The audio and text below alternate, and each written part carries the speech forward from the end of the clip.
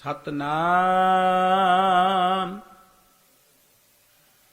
ਵਾਹਿਗੁਰੂ ਸਾਹਿਬ ਜੀ। ਸ਼ਲੋਕ ਮਹਿਲਾ ਦੂਜਾ।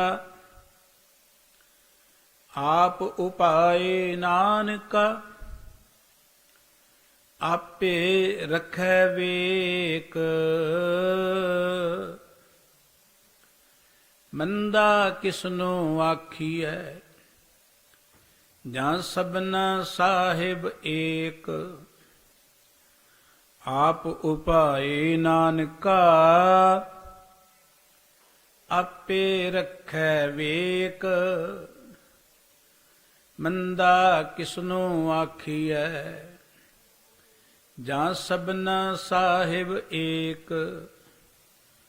ਸਭਨਾ ਸਾਹਿਬ ਏਕ ਹੈ, ਵੇਖੈ ਧੰਦੇ ਲਾਏ। ਕਿਸੈ ਥੋੜਾ ਕਿਸੈ ਅਗਲਾ, ਖਾਲੀ ਕੋਈ ਨਾਹੀ।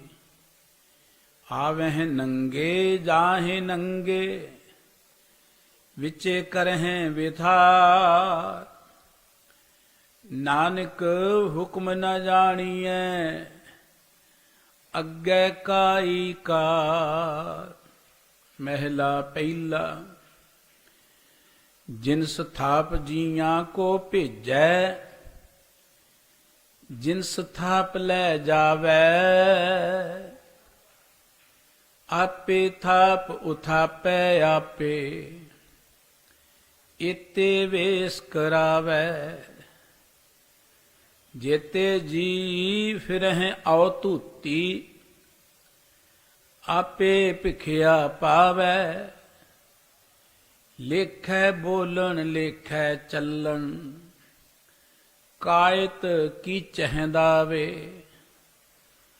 ਮੂਲ ਮਤ ਪਰਵਾਣਾ ਇਹੋ, ਨਾਨਕ ਆਖ ਸੁਣਾਏ।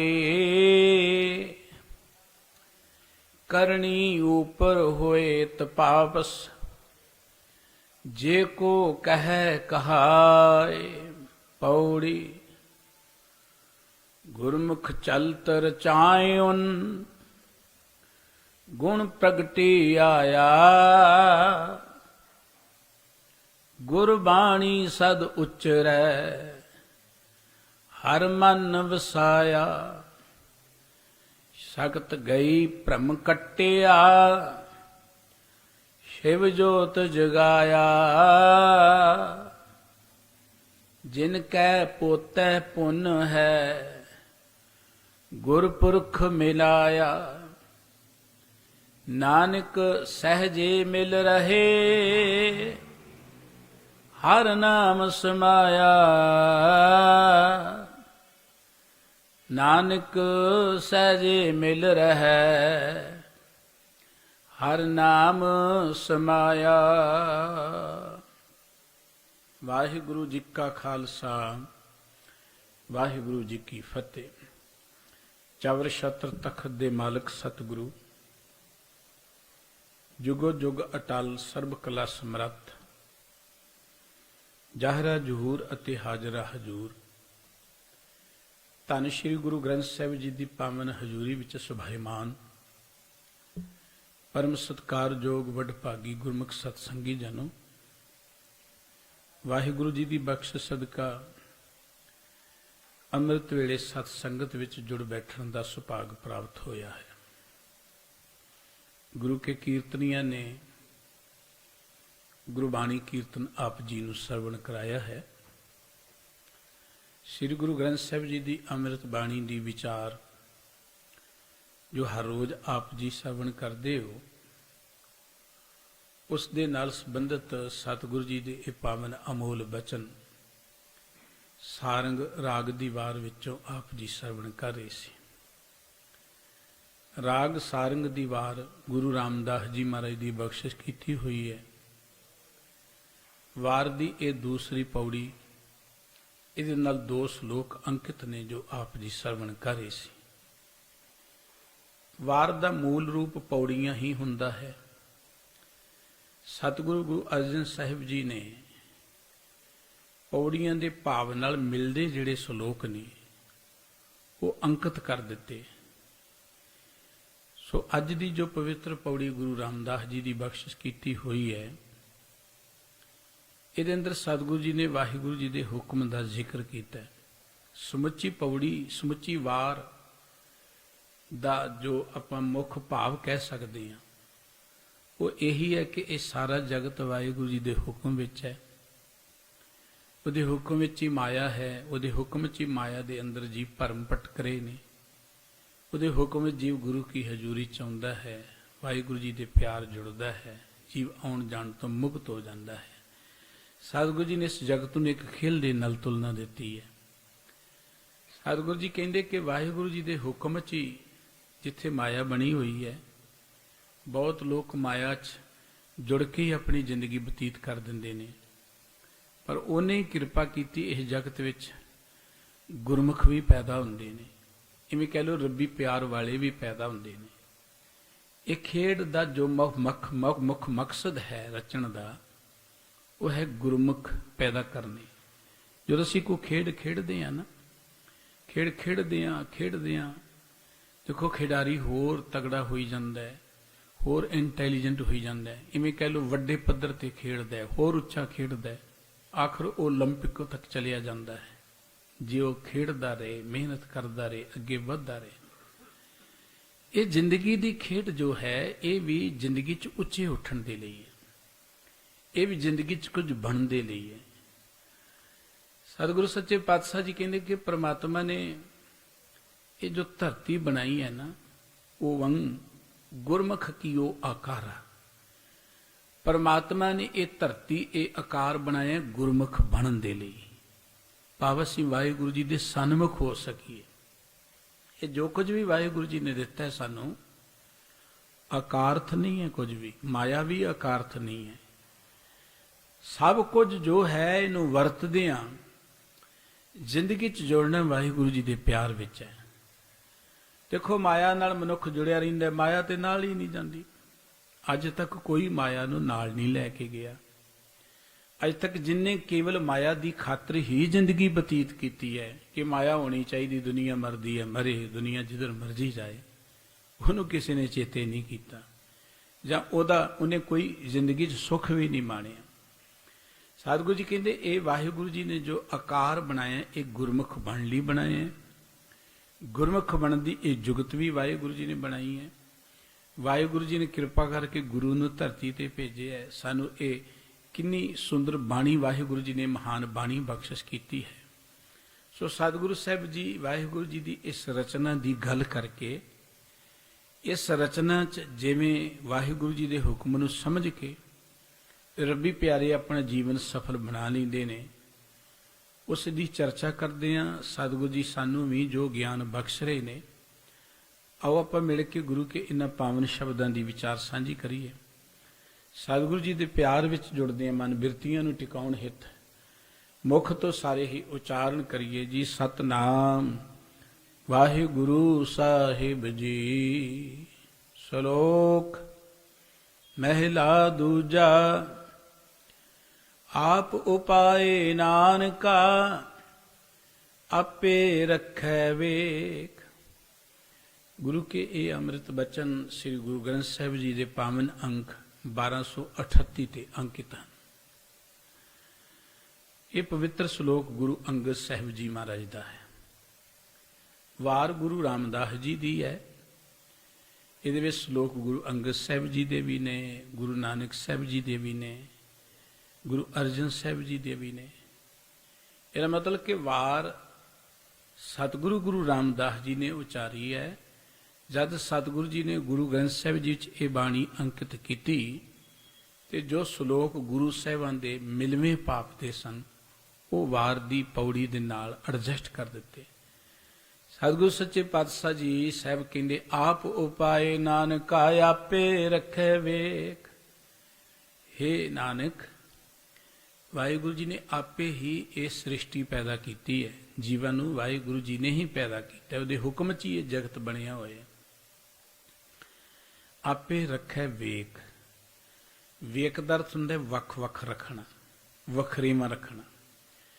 ਵਾਹਿਗੁਰੂ ਜੀ ਨੇ ਜਗਤ ਆਪ ਹੀ ਬਣਾਇਆ ਹੈ, ਤੇ ਆ ਜਿਹੜਾ ਵੱਖਰੇਵਾਂ ਨਹੀਂ ਰੱਖਿਆ, ਕਿਸੇ ਦਾ ਸੁਭਾਅ ਵੱਖਰਾ ਹੈ, ਕਿਸੇ ਦੇ ਨੈਣ ਨਕਸ਼ ਵੱਖਰੇ ਨੇ, ਕਿਸੇ ਦਾ ਰੂਪ ਵੱਖਰਾ ਹੈ, ਕਿਸੇ ਦਾ ਬੋਲ ਚਾਲ ਵੱਖਰਾ ਹੈ, ਇਹ ਵੀ ਵਾਹਿਗੁਰੂ ਜੀ ਨੇ ਰੱਖਿਆ। ਗੁਰੂ ਕੇ ਅੰਮ੍ਰਿਤ ਬਚਨ ਅਸੀਂ ਪੜ੍ਹਦੇ, ਰੰਗੀ ਰੰਗੀ ਭਾਂਤੀ ਕਰ ਕਰ ਜਿਨਸੀ ਮਾਇਆ ਜਿਨ ਉਪਾਈ। ਵਾਹਿਗੁਰੂ ਜੀ ਨੇ ਕਈ ਰੰਗਾਂ ਦੀ, ਕਈ ਭਾਂਤਾਂ ਦੀ ਇਹ ਦੁਨੀਆ ਬਣਾਈ ਹੈ। ਇਹ ਧਰਤੀ ਇੱਕ ਬਗੀਚੀ ਕਹਿ ਲੋ, ਫੁਲਵਾੜੀ ਕਹਿ ਲੋ। ਫੁਲਵਾੜੀ ਦੀ ਸ਼ੋਭਾ ਤਰ੍ਹਾਂ ਤਰ੍ਹਾਂ ਦੇ ਫੁੱਲਾਂ ਨਾਲ ਹੀ ਹੁੰਦੀ ਹੈ। ਇਹ ਜੋ ਅਨੇਕਤਾ ਰੱਖੀ ਨਾ ਪ੍ਰਮਾਤਮਾ ਨੇ, ਇਹ ਅਨੇਕਤਾ ਹੀ ਇਸ ਸ੍ਰਿਸ਼ਟੀ ਦੀ ਸੁੰਦਰਤਾ ਦਾ ਕਾਰਨ ਹੈ। ਕੋਈ ਵੀ ਚੀਜ਼ ਭਾਵੇਂ ਜਿੰਨੀ ਮਰਜ਼ੀ ਵਧੀਆ ਹੋਵੇ ਨਾ, ਜੋ ਇਕੱਲੀ ਹੋਵੇ ਨਾ, ਇਕੱਲੀ, ਤੇ ਉਹ ਬਹੁਤਾ ਚਿਰ ਖਿੱਚ ਦਾ ਕਾਰਨ ਨਹੀਂ ਬਣਦੀ। ਇਸ ਕਰਕੇ ਇਹ ਅਨੇਕਤਾ ਬਹੁਤ ਜ਼ਰੂਰੀ ਹੈ। ਇਹ ਸੋਚ ਰੱਖਣੀ ਕਿ ਹਰ ਕੋਈ ਮੇਰੇ ਖਿਆਲਾਂ ਦਾ ਹੋਵੇ, ਇਹ ਗਲਤ ਹੈ। ਔਰੰਗਜ਼ੇਬ ਨੇ ਸੋਚਿਆ ਸੀ ਕਿ ਇਸ ਮੁਲਕ 'ਚ ਤੇ ਸਾਰੇ ਮੁਸਲਮਾਨ ਹੀ ਹੋਣੇ ਚਾਹੀਦੇ ਨੇ। ਇਹ ਉਹਦੀ ਔਰੰਗਜ਼ੇਬ ਦੀ ਸੋਚ ਸੀ। ਔਰੰਗਜ਼ੇਬ ਦੀ ਸੋਚ ਵੇਲੇ ਅੱਜ ਵੀ ਬੜੇ ਨੇ ਸਾਡੇ ਆਲੇ ਦੁਆਲੇ ਬੈਠੇ, ਜਿਹੜੇ ਕਹਿੰਦੇ ਇੱਕੋ ਹੀ ਮਤ ਹੋਣਾ ਚਾਹੀਦਾ, ਸਾਡੇ 'ਚ ਹੀ ਰਲ ਜਾਓ ਤੁਸੀਂ। ਇਹ ਕਦੀ ਵੀ ਗੱਲ ਪੂਰੀ ਨਾ ਹੋਈ ਹੈ, ਨਾ ਹੋਣੀ ਹੈ। ਰੱਬ ਨੂੰ ਇਹ ਅਨੇਕਤਾ ਹੀ ਚੰਗੀ ਲੱਗਦੀ ਹੈ। ਮਨੁੱਖ ਨੂੰ ਵੀ ਇਹੀ ਗੱਲ ਚੰਗੀ ਲੱਗਦੀ ਹੈ। ਮਨੁੱਖ ਵੀ ਇੱਕ ਥਾਂ ਤੇ ਬੈਠਾ ਬੈਠਾ ਨਾ ਅੱਕੀ ਜਾਂਦਾ, ਉਹ ਵੀ ਥੋੜਾ ਬਦਲ ਚਾਹੁੰਦਾ। ਇਸ ਕਰਕੇ ਪ੍ਰਮਾਤਮਾ ਨੇ ਇਸ ਧਰਤੀ ਨੂੰ ਨਿਤ ਨਵੇਂ ਰੱਖਣ ਦੇ ਲਈ ਇਹਦੇ ਵਿੱਚ ਅਨੇਕਤਾ ਰੱਖੀ ਹੈ। ਸਤਿਗੁਰੂ ਜੀ ਕਹਿੰਦੇ ਆਪੇ ਰੱਖੇ ਵੇਖ। ਗੁਰਬਾਣੀ ਦਾ ਬਚਨ ਹੈ ਕਿ ਮਿੱਟੀ ਤਾਂ ਸਾਰੀ ਇੱਕੋ ਜੀ ਹੈ। ਮਾਟੀ ਏਕ ਅਨੇਕ ਭਾਂਤ ਕਰ ਸਾਜੀ ਸਾਜਣ ਹਾਰੇ। ਮਿੱਟੀ ਇੱਕੋ ਹੀ ਹੈ, ਪਰ ਉਤੋਂ ਅਨੇਕ ਤਰੀਕਿਆਂ ਦੇ ਨਾਲ ਇਹ ਸਰੀਰਾਂ ਦੀ ਬਣਤਰ ਵਾਹਿਗੁਰੂ ਜੀ ਨੇ ਬਣਾਈ ਹੈ। ਸਾਹਿਬ ਜੀ ਕਹਿੰਦੇ ਮੰਦਾ ਕਿਸਨੂੰ ਆਖੀਐ ਜਾਂ ਸਭਨਾ ਸਾਹਿਬ ਏਕ।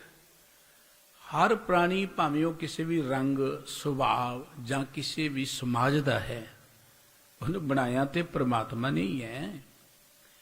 ਫਿਰ ਅਸੀਂ ਕਿਹਨੂੰ ਕਹੀਏ ਕਿ ਇਹ ਮਾੜਾ ਹੈ? ਸਤਿਗੁਰੂ ਜੀ ਕਹਿੰਦੇ ਮੰਦਾ ਕਿਸਨੂੰ ਆਖੀਏ ਜਾਂ ਤਿਸ ਬਿਨ ਕੋਈ ਨਾਹੀਂ। ਜਦੋਂ ਪ੍ਰਮਾਤਮਾ ਤੋਂ ਬਿਨਾਂ ਕੋਈ ਹਿਰਦਾ ਹੈ ਹੀ ਨਹੀਂ, ਜਦੋਂ ਸਾਰਿਆਂ ਨੂੰ ਹੀ ਪ੍ਰਮਾਤਮਾ ਨੇ ਬਣਾਇਆ, ਤੇ ਫਿਰ ਅਸੀਂ ਕਿਹਨੂੰ ਮਾੜਾ ਕਹੀਏ? ਗੁਰੂ ਕਲਗੀਧਰ ਪਾਤਸ਼ਾਹ ਜੀ ਦੇ ਬਚਨ ਪੜ੍ਹਦੇ ਹਾਂ ਕਿ ਜਿਵੇਂ ਇਹ ਜੈਸੇ ਏਕ ਆਗ ਤੇ ਕਨੂਕਾ ਕੋਟ ਆਗ ਉਠੇ, ਆਗ ਕੇ ਕਨੂਟਾ ਸਵੇ ਆਗ ਮੇਂ ਸਮਾਏਂਗੇ। ਜਿਵੇਂ ਅੱਗ ਦੇ ਵਿੱਚੋਂ ਕਈ ਚੰਗਿਆੜੇ ਨਿਕਲਦੇ ਨੇ, ਉਹ ਚੰਗਿਆੜੇ ਮੁੜ ਕੇ ਅੱਗ 'ਚ ਹੀ ਸਮਾ ਜਾਂਦੇ ਨੇ। ਜਿਵੇਂ ਧਰਤੀ ਤੋਂ ਧੂੜ ਉੱਡਦੀ ਹੈ, ਮਿੱਟੀ ਦੇ ਕਿਣਕੇ ਉੱਡਦੇ ਨੇ, ਉਹ ਮਿੱਟੀ ਤੋਂ ਉੱਠੇ ਹੋਏ ਮਿੱਟੀ ਦੇ ਕਿਣਕੇ ਮਿੱਟੀ 'ਚ ਹੀ ਸਮਾਉਣੇ ਨੇ। ਜਿਵੇਂ ਪਾਣੀ ਦੇ ਵਿੱਚ ਕਈ ਤਰੰਗਾਂ ਪੈਦਾ ਹੁੰਦੀਆਂ ਨੇ, ਉਹ ਤਰੰਗਾਂ ਮੁੜ ਕੇ ਪਾਣੀ ਦਾ ਹੀ ਰੂਪ ਨੇ, ਪਾਣੀ 'ਚ ਹੀ ਸਮਾਉਣੀਆਂ ਨੇ। ਇਹ ਪ੍ਰਮਾਤਮਾ ਤੋਂ ਅਨੇਕ ਜੀਵ ਜਿਹੜੇ ਪੈਦਾ ਹੋਏ ਨੇ, ਇਹ ਪ੍ਰਮਾਤਮਾ 'ਚ ਹੀ ਸਮਾਉਣੇ ਨੇ। ਇਹ ਤੇ ਰਚਨਾ ਪ੍ਰਮਾਤਮਾ ਨੇ ਇਵੇਂ ਰਚੀ ਜੈਸੇ ਜਲ ਤੇ ਬੁੱਧ ਬੁਧਾ ਉਪਜੈ ਬਿਨ ਸੈ ਨੀਤ। ਪਾਣੀ 'ਚੋਂ ਜਿਵੇਂ ਬੁਲਬੁਲੇ ਬਣਦੇ ਨੇ, ਉਹ ਬੁਲਬੁਲੇ ਹੁੰਦਿਆਂ ਵੀ ਪਾਣੀ ਨੇ। ਬੁਲਬੁਲੇ ਜਿਸ ਵੇਲੇ ਫਟ ਜਾਣਗੇ, ਮਿਟ ਜਾਣਗੇ, ਫਿਰ ਵੀ ਪਾਣੀ 'ਚ ਹੀ ਜਾਣੇ ਨੇ। ਇਸ ਕਰਕੇ ਸਤਿਗੁਰੂ ਜੀ ਕਹਿੰਦੇ ਨੇ ਵਾਹਿਗੁਰੂ ਜੀ ਨੇ ਆਪ ਜਗਤ ਬਣਾਇਆ, ਇਹਦੇ 'ਚ ਵੱਖਰੇਵਾਂ, ਇਹਦੇ 'ਚ ਭਿੰਨਤਾ ਵੀ ਵਾਹਿਗੁਰੂ ਜੀ ਨੇ ਰੱਖੀ ਹੈ। ਜਦੋਂ ਸਭ ਕੁਝ ਵਾਹਿਗੁਰੂ ਜੀ ਨੇ ਬਣਾਇਆ ਹੈ, ਸਾਰਿਆਂ ਨੂੰ ਬਣਾਉਣ ਵਾਲਾ ਮਾਲਕ ਵਾਹਿਗੁਰੂ ਜੀ ਇੱਕ ਹੈ, ਫਿਰ ਮੰਦਾ ਕਿਸ ਨੂੰ ਆਖੀਏ? ਅਸੀਂ ਮਾੜਾ ਕਿਹਨੂੰ ਕਹੀਏ? ਜਿੰਨਾ ਚਿਰ ਮਨੁੱਖ ਨੂੰ ਇਹ ਸੋਝੀ ਨਹੀਂ ਹੁੰਦੀ ਕਿ ਜਗਤ ਵਾਹਿਗੁਰੂ ਜੀ ਦਾ ਬਣਾਇਆ ਹੈ, ਉਹਨਾਂ ਚਿਰ ਉਹ ਕਿਸੇ ਨੂੰ ਵੈਰੀ, ਕਿਸੇ ਨੂੰ ਮਿੱਤਰ, ਕਿਸੇ ਨੂੰ ਬੇਗਾਨਾ, ਕਿਸੇ ਨੂੰ ਆਪਣਾ ਗਿਣਦਾ ਰਹਿੰਦਾ। ਲੋਕਾਂ ਦੇ ਪ੍ਰਤੀ ਵਿਹਾਰ ਵੀ ਉਦਾਂ ਦਾ ਹੁੰਦਾ।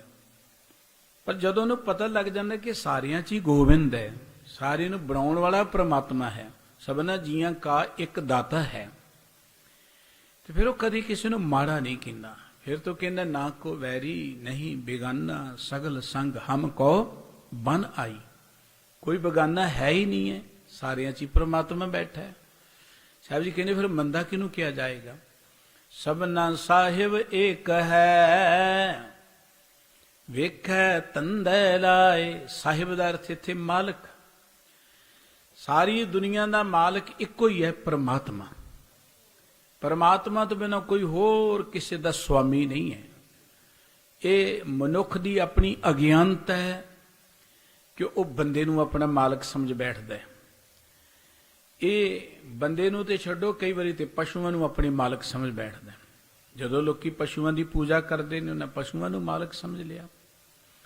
ਪਸ਼ੂਆਂ ਤੋਂ ਅੱਗੇ ਵੱਧ ਕੇ ਪੱਥਰਾਂ ਨੂੰ ਮਾਲਕ ਸਮਝ ਲਿਆ, ਮਿੱਟੀ ਦੀਆਂ ਕਬਰਾਂ ਨੂੰ ਮਾਲਕ ਸਮਝ ਲਿਆ। ਸਤਿਗੁਰੂ ਜੀ ਕਹਿੰਦੇ ਸਾਡਾ ਸਿਰਜਣਹਾਰ ਪਰਮਾਤਮਾ ਹੈ। ਕਿਸੇ ਕਬਰ ਨੇ ਨਹੀਂ ਸਾਨੂੰ ਬਣਾਇਆ, ਕਿਸੇ ਮੂਰਤ ਨੇ ਨਹੀਂ ਸਾਨੂੰ ਬਣਾਇਆ, ਕਿਸੇ ਪਸ਼ੂ ਨੇ ਨਹੀਂ ਸਾਨੂੰ ਬਣਾਇਆ, ਕਿਸੇ ਮਨੁੱਖ ਨੇ ਨਹੀਂ ਸਾਨੂੰ ਬਣਾਇਆ। ਜਿਸ ਪ੍ਰਮਾਤਮਾ ਨੇ ਇੰਨੀ ਮਹਾਨ ਸਾਡੀ ਜ਼ਿੰਦਗੀ ਦੀ ਘਾੜਤ ਘੜੀ ਹੈ, ਅਮੋਲ ਜ਼ਿੰਦਗੀ ਸਾਨੂੰ ਦਿੱਤੀ ਹੈ, ਪ੍ਰਾਣ ਦਿੱਤੇ ਨੇ, ਤੇ ਰੋਟੀ ਉਹ ਨਹੀਂ ਦੇਵੇਗਾ ਸਾਨੂੰ? ਸਭ ਤੋਂ ਔਖਾ ਜ਼ਿੰਦਗੀ ਪ੍ਰਾਪਤ ਕਰਨਾ ਹੈ। ਰੋਟੀ ਤੇ ਪ੍ਰਮਾਤਮਾ ਨੇ ਪਹਿਲਾਂ ਹੀ ਪੈਦਾ ਕੀਤੀ ਹੋਈ ਹੈ। ਮਨੁੱਖ ਨੂੰ ਚਿੰਤਾ, ਮਨੁੱਖ ਮੁਤਾਜ਼ਗੀ ਕਦੋਂ ਕਰਦਾ ਕਿਸੇ ਦੀ? ਜਦੋਂ ਉਹਨੂੰ ਚਿੰਤਾ ਹੁੰਦੀ ਕਿ ਸ਼ਾਇਦ ਮੈਨੂੰ ਰੋਟੀ ਮਿਲੇ ਜਾਂ ਨਾ ਮਿਲੇ, ਕੰਮ ਧੰਦਾ ਮਿਲੇ ਜਾਂ ਨਾ ਮਿਲੇ। ਇੱਕ ਮਨੁੱਖ ਨੂੰ ਡਰ ਹੁੰਦਾ ਕਿ ਕਿਤੇ ਕੋਈ ਮੈਨੂੰ ਮਾਰ ਹੀ ਨਾ ਦੇ। ਇਹ ਦੋ ਮਨੁੱਖ ਦੀ ਜ਼ਿੰਦਗੀ ਦੀਆਂ ਸਭ ਤੋਂ ਵੱਡੀਆਂ ਕਮਜ਼ੋਰੀਆਂ ਨੇ ਜਾਂ ਲੋੜਾਂ ਨੇ। ਇੱਕ ਉਹ ਕਹਿੰਦਾ ਕਿ ਮੇਰੀ ਰੋਜੀ ਰੋਟੀ 'ਚ ਨਾ ਕੋਈ ਖੱਲੜ ਪਏ, ਐ ਸੌਖੀ ਰੋਟੀ ਖਾਈ ਜਾਵਾਂ ਮੈਂ। ਇੱਕ ਉਹ ਕਹਿੰਦਾ ਕਿ ਮੇਰੀ ਜ਼ਿੰਦਗੀ 'ਚ ਕੋਈ ਆ ਕੇ ਨਾ ਕੋਈ ਮੁਸੀਬਤ ਨਾ ਆਏ। ਤੇ ਸਤਿਗੁਰੂ ਜੀ ਦੀ ਪਵਿੱਤਰ ਬਾਣੀ ਨੇ ਇਹਨਾਂ ਦੋਵਾਂ ਪਾਸਿਆਂ ਤੋਂ ਸਾਨੂੰ ਗਿਆਨ ਦਿੱਤਾ। ਬੰਦਿਆ ਮਾਨਵ ਕੀ ਟੇਕ ਬਿਰਥੀ ਸਭ ਜਾਨ, ਦੇਵਨ ਕਉ ਇੱਕ ਹੈ ਭਗਵਾਨ, ਜਿਸ ਕੈ ਦੀਏ ਰਹੇ ਅਘਾਏ, ਬਹੁ ਨ ਤ੍ਰਿਸ਼ਨਾ ਲਾਗੇ ਆਏ, ਮਾਰੈ ਰਾਖੈ ਏਕੋ ਵਾਹ, ਮਾਨੁ ਕਹਿ ਕਿਛ ਨਾਹੀ ਆਦ। ਉਹ ਮਨੁੱਖ ਦੇ ਹੱਥ ਵਿੱਚ ਕੁਝ ਨਹੀਂ ਹੈ। ਜਿਨ੍ਹਾਂ ਲੋਕਾਂ ਨੂੰ ਅਸੀਂ ਆਪਣੇ ਦਾਤੇ ਸਮਝ ਬੈਠਦੇ, ਉਹ ਤੇ ਆਪ ਮੰਗਤੇ ਨੇ, ਉਹ ਤੇ ਆਪ ਭਿਖਾਰੀ ਨੇ, ਉਹ ਤੇ ਆਪ ਭੁੱਖੇ ਨੇ। ਉਹ ਸਾਨੂੰ ਕੀ ਰਜਾਉਣਗੇ? ਜਿੰਨਾ ਕੋਲ ਮਰਜ਼ੀ ਚੱਲ ਜਾਓ, ਜਿੱਧਰ ਤੁਸੀਂ ਮਰਜ਼ੀ ਜਾਓ, ਉਹਦੀਆਂ ਤੇ ਭੁੱਖਾਂ ਮਿਟਦੀਆਂ ਨਹੀਂ ਹੈ। ਇਸ ਕਰਕੇ ਸਤਿਗੁਰੂ ਸਾਹਿਬ ਜੀ ਕਹਿੰਦੇ ਨੇ ਸਭਨਾ ਸਾਹਿਬ ਏਕ ਹੈ। ਸਮੁੱਚੀ ਮਾਨਵਤਾ ਦਾ ਮਾਲਕ ਇੱਕੋ ਹੀ ਹੈ, ਪਰਮਾਤਮਾ। ਗੁਰੂ ਸਾਹਿਬ ਜੀ ਦੇ ਬਚਨ ਆਪਾਂ ਪੜ੍ਹਦੇ ਧੰਨ ਗੁਰੂ ਤੇਗ ਬਹਾਦਰ ਸਾਹਿਬ ਜੀ ਦੇ ਕਿ ਜਗਤ ਭਿਖਾਰੀ ਫਿਰਤ ਹੈ, ਸਭ ਕੋ ਦਾਤਾ ਰਾਮ। ਇਹ ਸਾਰਾ ਜਗਤ ਭਿਖਾਰੀ ਹੈ। ਕੋਈ ਵੱਡਾ ਭਿਖਾਰੀ ਹੈ, ਕੋਈ ਛੋਟਾ ਭਿਖਾਰੀ ਹੈ, ਕੋਈ ਸੜਕ ਤੇ ਮੰਗ ਰਿਹਾ, ਕੋਈ ਗੁਰਦੁਆਰੇ ਆ ਕੇ ਮੰਗ ਰਿਹਾ, ਹੈ ਤੇ ਭਿਖਾਰੀ ਹੈ ਨਾ, ਹੈ ਤੇ ਮੰਗਤੇ ਹੀ ਆਪਾਂ। ਕੋਈ ਬੋਲ ਕੇ ਮੰਗ ਰਿਹਾ, ਕੋਈ ਅੰਦਰੋਂ ਅੰਦਰੀ ਮੰਗ ਰਿਹਾ, ਹੈਗੇ ਆਪਾਂ ਭਿਖਾਰੀ ਹਾਂ। ਜਦੋਂ ਆਪਾਂ ਸਾਰੇ ਹੀ ਭਿਖਾਰੀ ਹਾਂ ਤੇ ਫਿਰ ਭਿਖਾਰੀਆਂ ਪਾਸੋਂ ਮੰਗਣ ਦੀ ਕੀ ਲੋੜ ਹੈ? ਕਹਿੰਦੇ ਇੱਕ ਫਕੀਰ ਲੋੜਵੰਦ ਸੀ, ਚਲਦਾ ਚਲਦਾ ਕਿਸੇ ਰਾਜੇ ਕੋਲ ਚਲਿਆ ਗਿਆ। ਪਤਾ ਲੱਗਾ ਕਿ ਰਾਜਾ ਬੜਾ ਧਰਮੀ ਹੈ, ਬੜਾ ਪਰਉਪਕਾਰੀ ਹੈ, ਕੁਝ ਇਸ ਆਸ ਨਾਲ ਕਿ ਕੁਝ ਮਿਲੇਗਾ।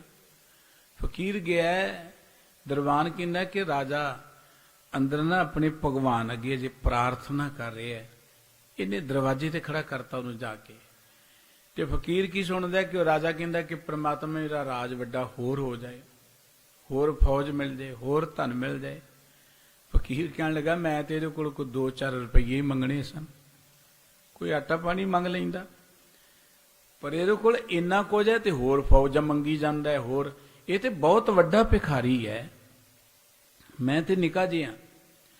ਉਹ ਕਹਿਣ ਲੱਗਾ ਜਿਹਦੇ ਪਾਸੋਂ ਇਹ ਮੰਗਦਾ, ਜਿਹੜਾ ਇਹਨੂੰ ਫੌਜਾਂ ਤੇ ਰਾਜ ਦਿੰਦਾ, ਮੈਨੂੰ ਨਹੀਂ ਦੇਵੇਗਾ ਕੁਝ, ਉਹਦੇ ਪਾਸੋਂ ਹੀ ਮੰਗਣੀ। ਭਿਖਾਰੀਆਂ ਪਾਸੋਂ ਕੀ ਮੰਗਣਾ? ਗੁਰਬਾਣੀ ਕਹਿੰਦੀ ਕਿ ਮੰਗਣਾ ਤੇ ਕੇਵਲ ਇੱਕ ਪਰਮਾਤਮਾ ਪਾਸੋਂ ਮੰਗੋ। ਮੰਗੋ ਉਹਦੇ ਪਾਸੋਂ ਜਿਹਦੇ ਪਾਸੋਂ ਮੰਗਣ ਤੋਂ ਬਾਅਦ ਮੁੜ ਕੇ ਹੋਰ ਕਿਸੇ ਪਾਸੋਂ ਮੰਗਣ ਦੀ ਲੋੜ ਹੀ ਨਾ ਰਹੇ।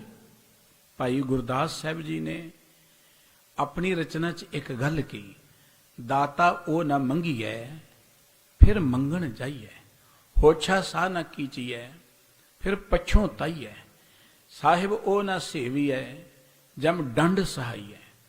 ਦਾਤੇ ਦਾ ਅਰਥ ਕੀ ਹੈ? ਦਾਤੇ ਦਾ ਅਰਥ ਇਹ ਨਹੀਂ ਕਿ ਜਿੰਨੇ ਰੋਟੀ ਖਵਾਤੀ ਉਹ ਦਾਤਾ ਬਣ ਗਿਆ। ਦਾਤੇ ਦਾ ਅਰਥ ਇਹ ਨਹੀਂ ਕਿ ਜਿੰਨੇ ਪੈਸੇ 4 ਦੇਤੇ ਉਹ ਦਾਤਾ ਬਣ ਗਿਆ।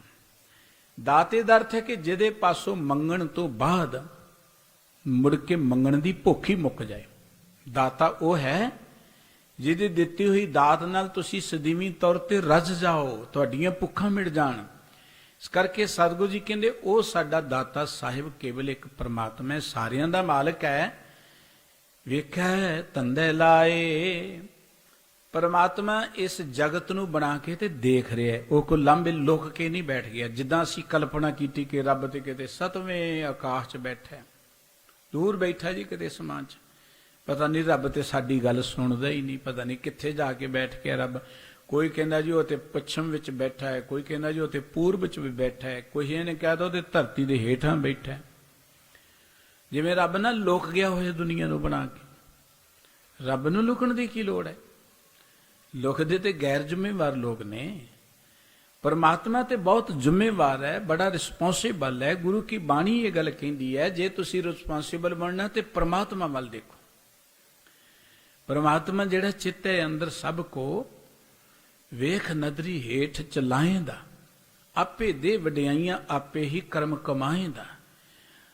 ਵੱਡੋ ਵੱਡਾ ਵਡਮੇਦਨੀ ਸਿਰੈ ਸਿਰ ਧੰਦਾ ਲਾਏਂਦਾ। ਸਾਰੀ ਦੁਨੀਆ ਪਰਮਾਤਮਾ ਦੇ ਚੇਤੇ ਵਿੱਚ ਹੈ, ਧਿਆਨ ਵਿੱਚ ਹੈ। ਇਹ ਨਹੀਂ ਕਿ ਉਹ ਬਣਾ ਕੇ ਸਾਨੂੰ ਭੁੱਲ ਗਿਆ ਜਾਂ ਸਾਡਾ ਉਹ ਧਿਆਨ ਨਹੀਂ ਰੱਖਦਾ, ਕਿਸੇ ਦਾ ਬਹੁਤਾ ਧਿਆਨ ਰੱਖਦਾ, ਇਹ ਨਹੀਂ ਹੈ। ਸਾਰੀ ਦੁਨੀਆ ਉਹਦੇ ਧਿਆਨ ਵਿੱਚ ਹੈ। ਸਾਰੀ ਦੁਨੀਆ ਨੂੰ ਥਾਂ ਥਾਂ ਤੇ ਧੰਦਿਆਂ ਤੇ ਉਹਨੇ ਹੀ ਲਾਇਆ ਹੋਇਆ ਹੈ। ਆਪੇ ਉਹ ਕਰਮ ਕਰਾ ਰਿਹਾ ਹੈ, ਆਪੇ ਉਹ ਰਿਜ਼ਕ ਦੇ ਰਿਹਾ ਹੈ। ਇਸ ਕਰਕੇ ਸਤਿਗੁਰੂ ਸਾਹਿਬ ਜੀ ਕਹਿੰਦੇ ਕਿ ਸਾਰੀ ਦੁਨੀਆ ਨੂੰ ਧੰਦਿਆਂ ਤੇ ਵੀ ਵਾਹਿਗੁਰੂ ਜੀ ਨੇ ਲਗਾਇਆ ਹੋਇਆ ਹੈ। ਉਹ ਸਾਰਿਆਂ ਦਾ ਮਾਲਕ ਹੈ। ਕਿਸੇ ਥੋੜਾ ਕਿਸੇ ਅਗਲਾ ਖਾਲੀ ਕੋਈ ਨਾ ਹੈ। ਹਰ ਮਨੁੱਖ ਜਿਹੜਾ ਹੈ ਨਾ, ਉਹ ਦੁਨਿਆਵੀ ਧੰਦਿਆਂ 'ਚ ਖਚਤ, ਮਾਇਆ ਵਿੱਚ ਖਚਤ ਹੈ। ਕੋਈ ਬਹੁਤਾ ਖਚਤ ਹੈ, ਕੋਈ ਘੱਟ ਖਚਤ ਹੈ, ਕੋਈ ਮਾਇਆ ਦੇ ਮੋਹ ਤੋਂ ਖਾਲੀ ਨਹੀਂ ਹੈ। ਹਰ ਮਨੁੱਖ ਦੇ ਅੰਦਰ ਕਿਸੇ ਨਾ ਕਿਸੇ ਤਰੀਕੇ ਨਾਲ ਮਾਇਆ ਦੀ ਪਕੜ ਬੈਠੀ ਹੋਈ, ਤੇ ਇਹ ਵੀ ਪਰਮਾਤਮਾ ਦੀ ਬਣਾਈ ਹੋਈ ਹੈ। ਆਵੇ ਨੰਗੇ ਜਾਹੇ ਨੰਗੇ, ਵਿਚੇ ਕਰੇ ਵਿਥਾਰ। ਧੰਨ ਗੁਰੂ ਅੰਗਦ ਸਾਹਿਬ ਜੀ ਕਹਿੰਦੇ, ਦੇਖੋ ਜਦੋਂ ਜੀਵ ਆਉਂਦਾ ਨਾ, ਉਹ ਨਗਨ ਹੀ ਆਉਂਦਾ। ਕੋਈ ਉਹਨੇ ਕੱਪੜੇ ਨਹੀਂ ਪਾਏ ਹੁੰਦੇ, ਕੋਈ ਬ੍ਰਾਂਡਡ ਕੰਪਨੀਆਂ ਦੇ ਕੱਪੜੇ ਨਹੀਂ ਹੁੰਦੇ। ਭਾਵੇਂ ਉਹ ਕਿਸੇ ਅਮੀਰ ਦਾ ਬੱਚਾ ਹੈ ਤੇ ਭਾਵੇਂ ਗਰੀਬ ਦਾ ਬੱਚਾ ਹੈ, ਨੰਗਾ ਹੀ ਆਉਂਦਾ ਧਰਤੀ ਤੇ। ਇਹ ਨਹੀਂ ਕਿ ਅਮੀਰ ਨੂੰ ਉੱਥੋਂ ਛਤਰੀ ਦੀ ਛਾਂ ਹੋ ਕੇ ਆਉਂਦੀ ਹੈ ਜਾਂ ਹੋਰ ਤਰੀਕੇ ਨਾਲ ਆਉਂਦਾ। ਵਾਹਿਗੁਰੂ ਜੀ ਨੇ ਬਰਾਬਰਤਾ ਰੱਖੀ ਹੈ। ਇਹੀ ਬਰਾਬਰਤਾ ਹੈ ਸਭ ਤੋਂ ਵੱਡੀ। ਬੰਦਾ ਆਉਂਦਾ ਵੀ ਨੰਗਾ ਹੈ, ਜਾਂਦਾ ਵੀ ਨੰਗਾ ਹੀ ਹੈ, ਕੁਝ ਨਹੀਂ ਲੈ ਕੇ ਜਾਂਦਾ। ਇਹ ਸਾਨੂੰ ਭਰਮ ਹੈ ਕਿ ਬੜੀਆਂ ਕੀਮਤੀ ਲੋਈਆਂ ਪਾ ਦਾਂਗੇ ਤੇ ਸ਼ਾਇਦ ਉਹਦੀ ਕੋਈ ਵਡਿਆਈ ਬਣ ਜਾਏਗੀ। ਗੁਰਬਾਣੀ ਕਹਿੰਦੀ ਕਿ ਜੇ ਮ੍ਰਿਤਕ ਕੋ ਚੰਦਨ ਚੜਾਵੇ ਤਾਂ ਮ੍ਰਿਤਕ ਕੋ ਕਿਆ ਹੋਏ ਜਾਵੇ। ਕਿਸੇ ਮੁਰਦੇ ਨੂੰ ਤੁਸੀਂ ਚੰਦਨ ਚੜਾ ਦੋਗੇ ਤੇ ਉਹਨੂੰ ਉਹਦਾ ਕੀ ਲਾਭ ਹੈ। ਜੇ ਮ੍ਰਿਤਕ ਕੋ ਬਿਸ਼ਟਾ ਮਾਏ ਰੁਲਾਈ ਤਾਂ ਮ੍ਰਿਤਕ ਕਾ ਕਿਆ ਕੱਟ ਜਾਈ। ਜੇ ਉਹ ਗੰਦਗੀ 'ਚ ਪਿਆ ਹੋਵੇਗਾ ਤੇ ਉਹਦਾ ਕੀ ਕੱਟਣਾ, ਉਹ ਤੇ ਮੁਰਦਾ ਹੈ। ਇਹ ਠੀਕ ਹੈ, ਉਸ ਸਰੀਰ ਦੀ ਸੰਭਾਲ ਵਧੀਆ ਤਰੀਕੇ ਨਾਲ ਹੋਣੀ ਚਾਹੀਦੀ ਹੈ, ਪਰ ਇਹਦਾ ਇਹ ਮਤਲਬ ਨਹੀਂ ਕਿ ਬਹੁਤ ਕੀਮਤੀ ਕੱਪੜੇ ਪਾਵਾਂਗੇ ਤੇ ਉਹਦਾ ਕੋਈ ਸੁੱਖ ਮਿਲੇਗਾ। ਉਹਨੇ ਜਾਣਿਆ ਤਾਂ ਨੰਗੀਆਂ ਹੀ ਹੈ ਅੱਗੇ। ਗੁਰਬਾਣੀ ਇਹ ਗੱਲ ਕਹਿੰਦੀ, ਕੱਪੜ ਰੂਪ ਸੁਹਾਵਣਾ, ਛੜ ਦੁਨੀਆ ਅੰਦਰ ਜਾਵਣਾ। ਮੰਦਾ ਚੰਗਾ ਆਪਣਾ ਆਪੇ ਹੀ ਕੀਤਾ ਪਾਵਣਾ। ਹੁਕਮ ਕੀਏ ਮਨ ਭਾਵੰਦੇ ਰਾ ਪੀੜੈ ਅੱਗੇ ਜਾਵਣਾ। ਨੰਗਾ ਦੋਜਕ ਚਾਲਿਆ ਤਾਂ ਦਿਸੇ ਖਰਾ ਡਰਾਵਣਾ। ਆਏ ਵੀ ਨੰਗਿਆਂ, ਜਾਣਾ ਵੀ ਆਪਾਂ ਨੰਗੀਆਂ ਹੀ ਹੈ। ਪਰ ਇਹਨਾਂ ਦੋਵਾਂ ਸਮਿਆਂ ਦੇ ਵਿੱਚ, ਆਉਣ ਤੇ ਜਾਣ ਦੇ ਸਮੇਂ ਵਿੱਚ, ਜਦੋਂ ਨਾ ਕੁਝ ਲੈ ਕੇ ਆਏ ਆ ਨਾ ਕੁਝ ਸੀ ਲੈ ਕੇ ਜਾਣੇ, ਇਹਨਾਂ ਦੋਵਾਂ ਸਮਿਆਂ ਦੇ ਵਿੱਚ ਬੜਾ ਖਲਾਰਾ ਪਾਉਂਦੇ ਆਪਾਂ, ਬਹੁਤ ਵਿਸਥਾਰ ਕਰਦੇ ਆਪਾਂ। ਥੋੜੀ ਜੀ ਬੱਚਾ ਹੋਸ਼ ਸੰਭਾਲਦਾ, ਉਹਦੇ ਤੇ ਆਲੇ ਦੁਆਲੇ ਦਾ ਅਸਰ ਪੈਂਦਾ, ਫਿਰ ਪਕੜ ਸ਼ੁਰੂ ਹੋ ਜਾਂਦੀ ਹੈ, ਫਿਰ ਮੱਲਾਂ ਮਾਰਨੀਆਂ ਸ਼ੁਰੂ ਹੋ ਜਾਂਦੀਆਂ ਨੇ, ਲੜਾਈਆਂ ਝਗੜੇ ਸ਼ੁਰੂ ਹੋ ਜਾਂਦੇ ਨੇ। ਸਤਿਗੁਰੂ ਜੀ ਕਹਿੰਦੇ ਵਿੱਚੇ ਕਰੇ ਵਿਥਾਰ। ਇਹਨਾਂ ਦੋ ਸਮਿਆਂ ਦੇ ਵਿੱਚ, ਆਉਣ ਤੇ ਜਾਣ ਦੇ ਟਾਈਮ ਦੇ ਵਿੱਚ, ਜਦੋਂ ਕਿ ਨਾ ਕੁਝ ਲੈ ਕੇ ਆਏ ਆ ਨਾ ਕੁਝ ਲੈ ਕੇ ਜਾਣਾ, ਤੇ ਮਨੁੱਖ ਬੜਾ ਖਲਾਰਾ ਪਾ ਬੈਂਦਾ ਹੈ, ਬਹੁਤ ਅਡੰਬਰ ਕਰ ਬੈਂਦਾ ਹੈ, ਬੜੀਆਂ ਮੱਲਾਂ ਮਾਰਦਾ ਹੈ। ਲੜਾਈਆਂ ਝਗੜੇ ਕਲ ਕਲੇਸ਼ ਦੁੱਖ ਕਿੱਥੋਂ ਸ਼ੁਰੂ ਹੁੰਦੇ ਨੇ? ਮੱਲਾਂ ਤੋਂ ਹੀ ਸ਼ੁਰੂ ਹੁੰਦੇ ਨੇ। ਜੇ ਰੋਟੀ ਦਾ ਹੀ ਮਸਲਾ ਹੋਏ ਨਾ ਤੇ ਥੋੜੀ ਮਿਹਨਤ ਕੀਤਿਆਂ ਰੱਜ ਕੇ ਰੋਟੀ ਬੰਦਾ ਖਾ ਸਕਦਾ ਹੈ। ਰੋਟੀ ਦਾ ਹੀ ਮਸਲਾ ਹੋਏ ਤਾਂ ਮਸਲਾ ਰੋਟੀ ਦਾ ਨਹੀਂ, ਮਸਲਾ ਤੇ ਤ੍ਰਿਸ਼ਨਾ ਦੀ ਪੂਰਤੀ ਦਾ ਹੈ, ਮਸਲਾ ਤੇ ਮੱਲਾ ਮਾਰਨ ਦਾ ਹੈ। ਇਸ ਕਰਕੇ ਇਹ ਆਏ ਵੀ ਅਸੀਂ ਖਾਲੀ ਹੱਥ, ਜਾਣਾ ਵੀ ਖਾਲੀ ਹੱਥ, ਪਰ ਇਹਨਾਂ ਦੋਵਾਂ ਸਮਿਆਂ ਦੇ ਵਿਚਕਾਏ ਮਨੁੱਖ ਨੇ ਬੜਾ ਤਕੜਾ ਖਲਾਰਾ ਪਾ ਲਿਆ, ਬਹੁਤ ਮੱਲਾਂ ਮਾਰਨੀਆਂ ਸ਼ੁਰੂ ਕਰ ਦਿੱਤੀਆਂ। ਨਾਨਕ ਹੁਕਮ ਨਾ ਜਾਣੀਐ ਅੱਗੇ ਕਾਈ ਕਾਰ। ਸਤਿਗੁਰੂ ਜੀ ਕਹਿੰਦੇ ਮਨੁੱਖ ਖਲਾਰਾ ਤਾਂ ਪਾਉਂਦਾ, ਇਹਨੂੰ ਹੁਕਮ ਦਾ ਨਹੀਂ ਪਤਾ, ਅੱਗੇ ਕੀ ਚੱਲਣਾ ਇਹ ਚੀਜ਼ਾਂ ਤੇ ਅੱਗੇ ਜਾਣੀਆਂ ਨਹੀਂ ਹੈ, ਨਾ ਲੈ ਕੇ ਆਏ ਆ ਨਾ ਜਾਣੀਆਂ ਨੇ। ਮਨੁੱਖ ਨੂੰ ਵਾਹਿਗੁਰੂ ਜੀ ਦੇ ਹੁਕਮ ਦੀ ਸੋਝੀ ਨਹੀਂ ਹੈ ਕਿ ਅੱਗੇ ਜਾ ਕੇ ਕੀ ਹੋਣਾ ਹੈ ਮੇਰੇ ਨਾਲ, ਇਹ ਪਤਾ ਨਹੀਂ ਹੈ ਮਨੁੱਖ ਨੂੰ। ਗੁਰਬਾਣੀ ਨੇ ਸਾਨੂੰ ਵਾਰ-ਵਾਰ ਵਾਹਿਗੁਰੂ ਜੀ ਦੇ ਹੁਕਮ ਦੀ ਹੀ ਸੋਝੀ ਕਰਾਈ ਹੈ। ਕਿਰਤ ਕਰਨੀ ਹੈ, ਨਾਲ ਸਾਨੂੰ ਸਤਿਗੁਰੂ ਜੀ ਨੇ ਨਾਮ ਜਪਣ ਦੀ ਗੱਲ, ਵੰਡ ਛਕਣ ਦੀ ਗੱਲ ਕਹੀ ਹੈ। ਗੁਰਮਤਿ ਨੇ ਦੁਨੀਆ ਤੋਂ ਤੋੜਿਆ ਨਹੀਂ ਹੈ ਕਿ ਮਲੰਗ ਬਣ ਕੇ ਬੈਠ ਜਾਓ ਤੁਸੀਂ।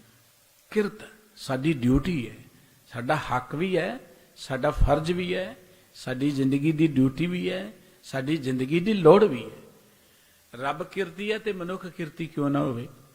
ਰੱਬ ਨੇ ਏਡਾ ਵੱਡਾ ਜਗਤ ਬਣਾਇਆ ਤੇ ਮਨੁੱਖ ਕਿਉਂ ਨਾ ਕੋਈ ਸਿਰਜਣਾ ਕਰੇ?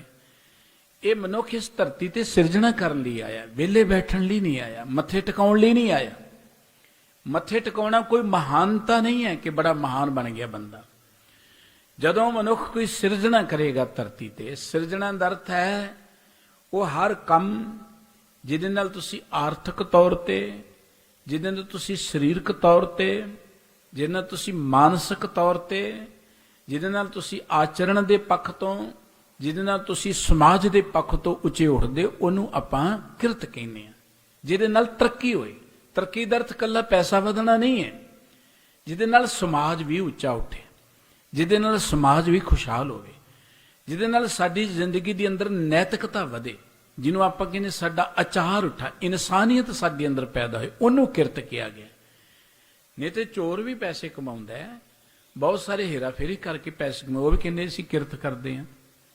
ਕਿਰਤ ਦਾ ਅਰਥ ਇਕੱਲਾ ਕੋਈ ਕੰਮ ਕਰਨਾ ਨਹੀਂ ਹੈ, ਉਹ ਹਰ ਚੀਜ਼ ਜਿਹੜੀ ਸਾਨੂੰ ਉੱਚੀਆਂ ਉਠਾਏ ਉਹਨੂੰ ਕਿਰਤ ਕਿਹਾ ਗਿਆ। ਉਹ ਕਿਰਤ ਕਲਮ ਨਾਲ ਕਰ ਸਕਦੇ ਹੋ, ਕਿਰਤ ਤੁਸੀਂ ਤਲਵਾਰ ਨਾਲ ਕਰ ਸਕਦੇ ਹੋ, ਉਹ ਕਿਰਤ ਤੁਸੀਂ ਹੱਥਾਂ ਨਾਲ ਕਰ ਸਕਦੇ ਹੋ, ਕਿਰਤ ਤੁਸੀਂ ਰਸਨਾ ਨਾਲ ਕਰ ਸਕਦੇ ਹੋ। ਹਰ ਮਨੁੱਖ ਨੂੰ ਕਿਰਤ ਕਰਨ ਲਈ ਸਤਿਗੁਰੂ ਜੀ ਨੇ ਭੇਜਿਆ। ਸਤਿਗੁਰੂ ਸਾਹਿਬ ਜੀ ਕਹਿੰਦੇ ਨੇ ਕਿ ਇਸ ਜੀਵ ਨੂੰ ਵਾਹਿਗੁਰੂ ਜੀ ਦੇ ਹੁਕਮ ਦਾ ਪਤਾ ਨਹੀਂ ਹੈ ਕਿ ਵਾਹਿਗੁਰੂ ਜੀ ਨੇ ਕਿਸ ਕਰਨ ਲਈ ਸਾਨੂੰ ਭੇਜਿਆ ਤੇ ਅੱਗੇ ਕਿਹੜੀਆਂ ਚੀਜ਼ਾਂ ਕੰਮ ਆਉਣੀਆਂ ਨੇ। ਮਨੁੱਖ ਤੇ ਹੁਕਮ ਨੂੰ ਨਾ ਸਮਝਦਿਆਂ ਹੋਇਆਂ ਨਾ, ਛੋੜ ਜਾਏ ਸੇ ਕਰਹਿ ਪ੍ਰਾਲ, ਕਾਮ ਨਾ ਆਵੇ ਸੇ ਜੰਜਾਲ, ਸੰਗ ਸਹਾਈ ਸੋ ਆਵੇ ਨਾ ਚੀਤ, ਜੋ ਬਹਿ ਰਾਹੀ ਸੇ ਮੀਤ।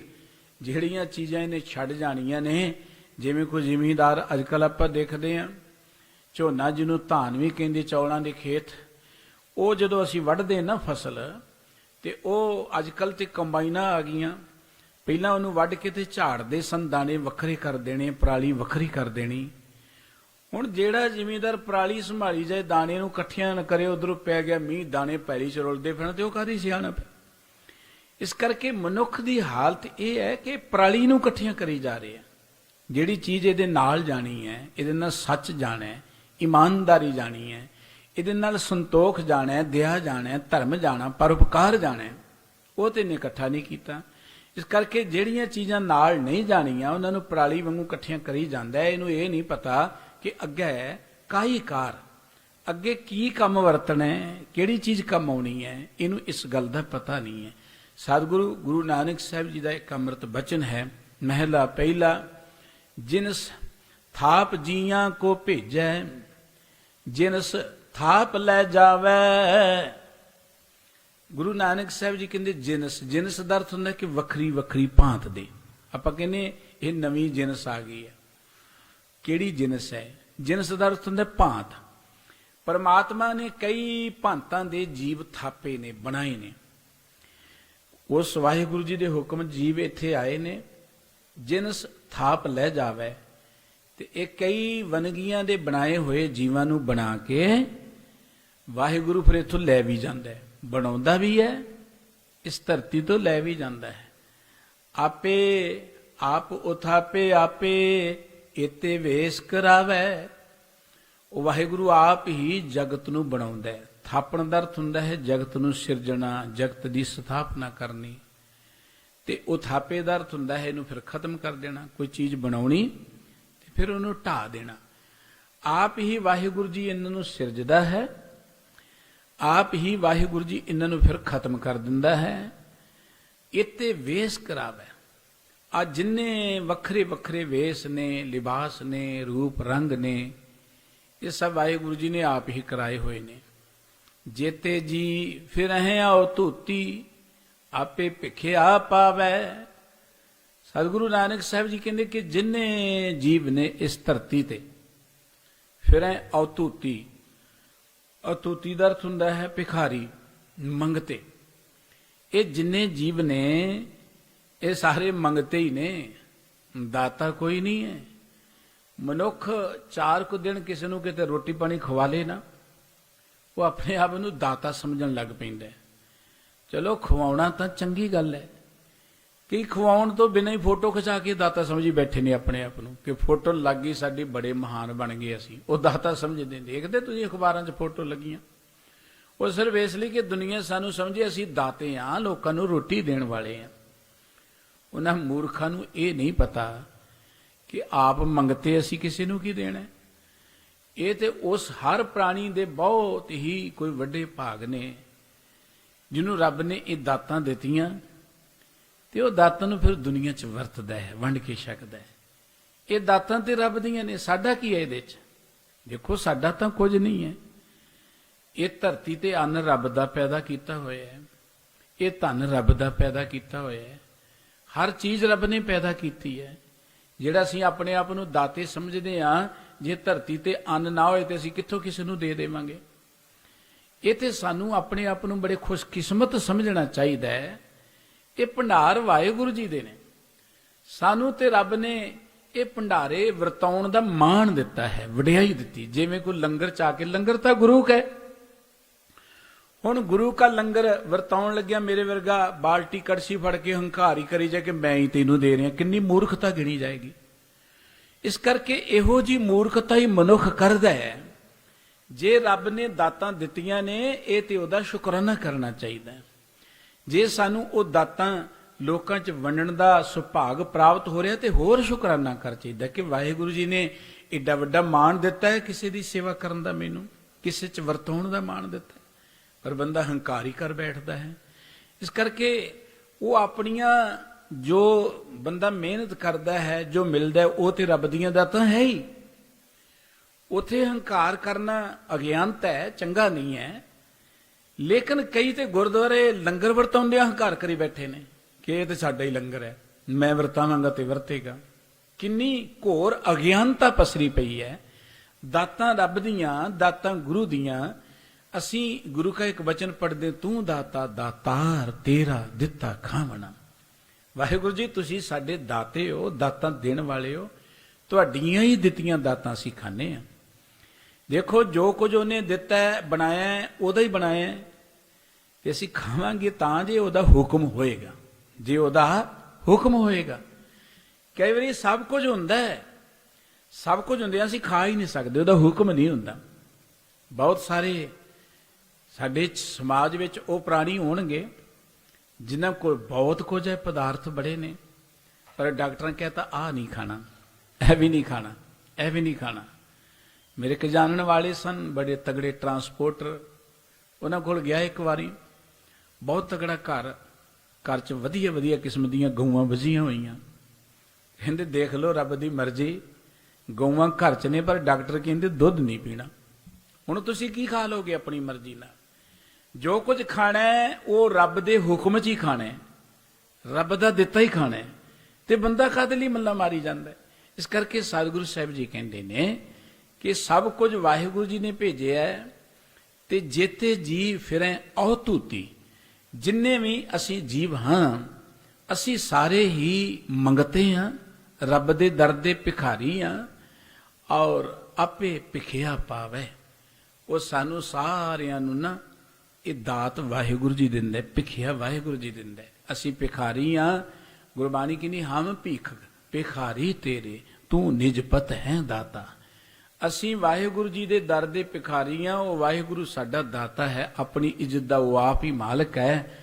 ਤੇ ਸਤਿਗੁਰੂ ਜੀ ਨੇ ਇੱਕ ਹੋਰ ਗੱਲ ਕੀ ਕਿ ਲੇਖਾ ਹੈ ਬੋਲਣ, ਲੇਖਾ ਹੈ ਚੱਲਣ, ਕਾਇਤ ਕੀਚੇ ਦਾਵੇ। ਉਹ ਬੰਦਿਆ ਤੇਰੀ ਤੇ ਹਰ ਚੀਜ਼ ਜਿਹੜੀ ਹੈ ਨਾ ਉਹ ਕਿਸੇ ਲਿਮਟ ਵਿੱਚ ਹੈ, ਲੇਖੇ ਵਿੱਚ ਹੈ। ਬੋਲਦਾ ਨਾ, ਬੋਲਣਾ ਵੀ ਲੇਖੇ 'ਚ ਹੈ।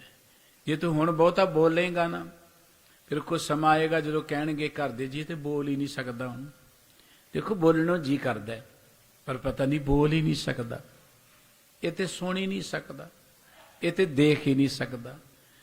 ਦੇਖੋ ਜੀ ਭੁੱਖ ਲੱਗੀ ਪਰ ਇਹ ਤੇ ਖਾ ਹੀ ਨਹੀਂ ਸਕਦਾ। ਇਹ ਸਭ ਕੁਝ ਲੇਖੇ ਵਿੱਚ ਹੈ। ਗੁਰਬਾਣੀ ਇਹ ਗੱਲ ਕਹਿੰਦੀ ਹੈ, ਇਹ ਬੋਲਣਾ ਲੇਖੇ 'ਚ ਹੈ, ਸੁਣਨਾ ਲੇਖੇ 'ਚ ਹੈ, ਸਾਡੇ ਸਵਾਸ ਲੇਖੇ 'ਚ ਹੈ। ਜੋ ਵਾਹਿਗੁਰੂ ਜੀ ਨੇ ਦੇ ਦਿੱਤਾ ਹੈ ਨਾ, ਵੱਢਣ ਘਟਣ ਤਿਲ ਸਾਰ, ਉਹਨੂੰ ਕੋਈ ਘਟਾ ਨਹੀਂ ਸਕਦਾ। ਜੋ ਸਾਡੇ ਲੇਖੇ 'ਚ ਹੈ ਉਹਨੂੰ ਕੋਈ ਖੋ ਨਹੀਂ ਸਕਦਾ, ਜੋ ਸਾਡੇ 'ਚ ਲੇਖੇ 'ਚ ਨਹੀਂ ਹੈ ਉਹਨੂੰ ਅਸੀਂ ਕਿਤੇੋਂ ਖੋ ਨਹੀਂ ਸਕਦੇ। ਮਨ ਮੇਰੇ ਪੂਰਬ ਲਿਖੇ ਕਾ ਪਾਈਏ। ਸਤਿਗੁਰੂ ਸਾਹਿਬ ਜੀ ਕਹਿੰਦੇ ਨੇ ਕਿ ਬੰਦਿਆ ਮਨ ਮੂਰਖ ਕਾਹੇ ਵਿਲ ਲਾਈਏ। ਸੁਖਮਨੀ ਸਾਹਿਬ ਜੀ ਦਾ ਬਚਨ ਕਿ ਮੂਰਖਾ ਤੂੰ ਐਵੇਂ ਕਾਹਨੂੰ ਵਿਲਕ ਰਿਹਾ, ਤਰਲੋ ਮੱਛੀ ਹੋ ਰਿਹਾ। ਜੋ ਕੁਝ ਮਿਲਣਾ ਪੂਰਬ ਲਿਖਤ ਲਿਖੇਗਾ ਪਾਈਏ। ਉਹ ਪੂਰਬਲੇ ਲੇਖਾਂ ਅਨੁਸਾਰ ਤੈਨੂੰ ਮਿਲਣਾ, ਰੱਬ ਨੇ ਜੋ ਲੇਖ ਦਿੱਤਾ ਉਹਦੇ ਵਿੱਚ ਤੈਨੂੰ ਮਿਲਣਾ।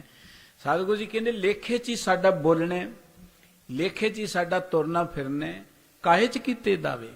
ਫਿਰ ਬੰਦਿਆ ਤੂੰ ਕਾਹਦੀ ਐਵੇਂ ਮੱਲਾਂ ਦੀਆਂ ਮਾਰੀ ਜਾਂਦਾ, ਕਾਹਨੂੰ ਤੂੰ ਐਵੇਂ ਦਾਅਵੇ ਕਰੀ ਜਾਂਦਾ ਕਿ ਐਡਾ ਵੱਡਾ ਰਾਜ ਹੈ ਮੇਰਾ, ਇੰਨੇ ਪਦਾਰਥ ਨੇ, ਇੰਨੀ ਦੌਲਤ ਮੇਰੇ ਕੋਲ।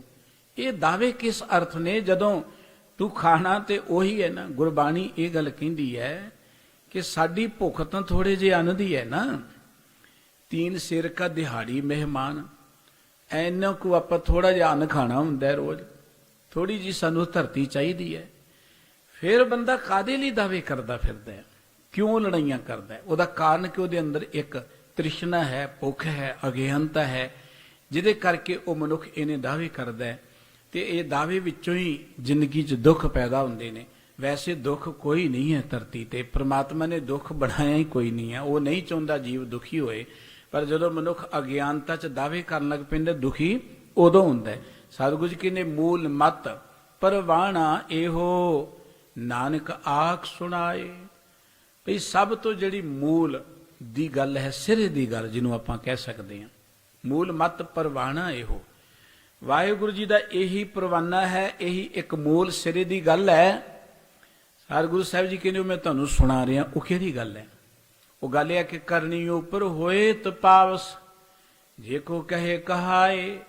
ਕਰਨੀ ਮੈਣਾ ਕਿ ਜੋ ਕੁਝ ਅਸੀਂ ਇੱਥੇ ਕਰਦੇ, ਜੋ ਸਾਡਾ ਕਿਰਦਾਰ ਹੈ, ਜੋ ਕੰਮ ਇੱਥੇ ਕਰਦੇ ਅਸੀਂ। ਤਪਾਵਸ ਕਹਿੰਦੇ ਨੇ ਨਿਆਂ ਨੂੰ। ਸਤਿਗੁਰੂ ਜੀ ਕਹਿੰਦੇ ਜਿੰਨੀਆਂ ਮਰਜ਼ੀ ਕੋ ਮੱਲਾਂ ਮਾਰ ਲਏ, ਜਿੰਨੇ ਮਰਜ਼ੀ ਕੋ ਦਾਅਵੇ ਕਰ ਲਏ, ਜਿੰਨਾ ਮਰਜ਼ੀ ਕੋ ਖਲਾਰਾ ਪਾ ਲਏ, ਕਰਨੀ ਉੱਪਰ ਹੋਏ ਤਪਾਵਸ। ਅੱਗੇ ਲੇਖਾ ਜੋਖਾ ਤੇ ਸਾਡੀ ਕਰਨੀ ਤੇ ਹੋਣਾ। ਅੱਗੇ ਕਰਨੀ ਕੀਰਤ ਵਾਚੀਏ ਬੈ ਲੇਖਾ ਕਰ ਸਮਝਾਇਆ। ਕਰਨੀ ਉੱਪਰ ਹੋਵਗ ਸਾਰ। ਸਤਿਗੁਰੂ ਸਾਹਿਬ ਜੀ ਕਹਿੰਦੇ ਨੇ ਕਿ ਸਾਡੀ ਗੱਲਬਾਤ ਜਿਹੜੀ ਅੱਗੇ ਹੋਣੀ ਨਾ, ਉਹ ਸਾਡੇ ਕੰਮਾਂ ਅਨੁਸਾਰ ਹੋਣੀ ਕਿ ਮੈਂ ਕੀਤਾ ਕੀ ਹੈ ਇੱਥੇ। ਸਤਿਗੁਰੂ ਜੀ ਨੇ ਗੱਲ ਕੀ ਸੀ, ਬਾਬਾ ਆਖੇ ਹਾਜੀਆਂ ਸੁਭ ਅਮਲਾਂ ਬਾਝੋਂ ਦੋਨੋਂ ਰੋਈ। ਸਤਿਗੁਰੂ ਜੀ ਨੇ ਮੱਕੇ 'ਚ ਵੀ ਇਹ ਗੱਲ ਕਹੀ ਸੀ ਕਿ ਜੇ ਅਮਲ ਠੀਕ ਨਹੀਂ ਤੁਹਾਡੇ ਤੇ ਫਿਰ ਤੇ ਰੋਣਾ ਪਏਗਾ। ਅਮਲਾਂ ਤੋਂ ਬਿਨਾਂ ਰੋਣਾ ਪਏਗਾ। ਕੰਮਾਂ ਦੇ ਉੱਪਰ ਸਾਡਾ ਨਿਬੇੜਾ ਹੋਣਾ। ਗੁਰੂ ਕੇ ਰੋਜ਼ ਬਚਨ ਅਸੀਂ ਪੜ੍ਹਦੇ ਹਾਂ, ਕਰਮੀ ਕਰਮੀ ਹੋਏ ਵਿਚਾਰ, ਸੱਚਾ ਆਪ ਸੱਚਾ ਦਰਬਾਰ। ਕਰਮੀ ਆਪੋ ਆਪਣੀ ਕੇ ਨੇੜੇ ਕੇ ਦੂਰ। ਬਾਬਾ ਫਰੀਦ ਸਾਹਿਬ ਜੀ ਨੇ ਕਿਹਾ ਕਿ ਅਮਲ ਜੇ ਕੀਤੇ ਦੁਨੀ ਵਿੱਚ ਸੇ ਦਰਗਹਿ ਆਏ ਕੰਮ। ਜੋ ਅਸੀਂ ਧਰਤੀ ਤੇ ਕਰਦੇ ਹਾਂ ਉਹ ਅੱਗੇ ਜ਼ਿੰਦਗੀ 'ਚ ਕੰਮ ਆਉਣਾ। ਹੋਰ ਕੋਈ ਸਾਡੀ ਅਮੀਰੀ ਕੰਮ ਨਹੀਂ ਆਉਣੀ, ਕੋਈ ਵਿਦਵਤਾ ਕੰਮ ਨਹੀਂ ਆਉਣੀ, ਕੋਈ ਹੋਰ ਸਾਡਾ ਸੁਪਨ ਕੰਮ ਨਹੀਂ ਆਉਣਾ, ਕੋਈ ਸਾਡੀ ਰਾਜਸੀ ਤਾਕਤ ਅੱਗੇ ਕੰਮ ਨਹੀਂ ਆਉਣੀ। ਅੱਗੇ ਉਹ ਕੰਮ ਆਉਣਾ ਹੈ। ਸਤਿਗੁਰੂ ਜੀ ਕਹਿੰਦੇ ਮੈਂ ਇੱਕੋ ਹੀ ਗੱਲ ਜਿਹੜੀ ਮੂਲ ਹੈ, ਸੱਚ ਹੈ, ਤੁਹਾਨੂੰ ਸੁਣਾ ਦਿੰਨਾ। ਮੂਲ ਮਤ ਪਰਵਾਣਾ ਇਹੋ ਨਾਨਕ ਆਖ ਸੁਣਾਏ। ਕਰਨੀ ਉੱਪਰ ਹੋਏ ਤਪਾਵਸ ਜੇ ਕੋ ਕਹਿ ਕਹਾਏ।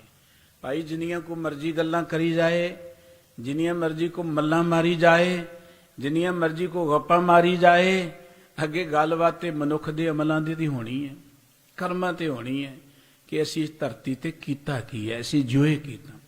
ਕੋਈ 100 ਸਾਲ ਜੀ ਗਿਆ, ਕੋਈ 50 ਸਾਲ ਜੀ ਗਿਆ, ਇਹ ਗੱਲ ਮਾਇਨੇ ਨਹੀਂ ਰੱਖਦੀ। ਕਿਸੇ ਨੇ ਕਿੰਨੀਆਂ ਕੁ ਮੱਲਾਂ ਮਾਰ ਲੀਆਂ ਜਾਂ ਨਹੀਂ ਮਾਰੀਆਂ, ਇਹ ਗੱਲ ਵੀ ਉੱਥੇ ਜਾ ਕੇ ਮੈਟਰ ਨਹੀਂ ਹੋਣੀ। ਗੱਲ ਤੇ ਹੋਣੀ ਕਿ ਜਿੰਨਾ ਚਿਰ ਜਿਉਇਆ ਉਹਨੇ ਕੀਤਾ ਕੀ ਇਸ ਧਰਤੀ ਤੇ। ਰੱਬ ਨੇ ਕੁਝ ਕਰਨ ਦੇ ਲਈ ਭੇਜਿਆ। ਰੱਬ ਨੇ ਕੇਵਲ ਸਾਨੂੰ ਮੱਲਾਂ ਮਾਰਨ ਲਈ ਨਹੀਂ ਭੇਜਿਆ। ਰੱਬ ਨੇ ਕੇਵਲ ਸਾਨੂੰ ਰੋਟੀ ਪਾਣੀ ਖਾਣ ਲਈ ਨਹੀਂ ਭੇਜਿਆ।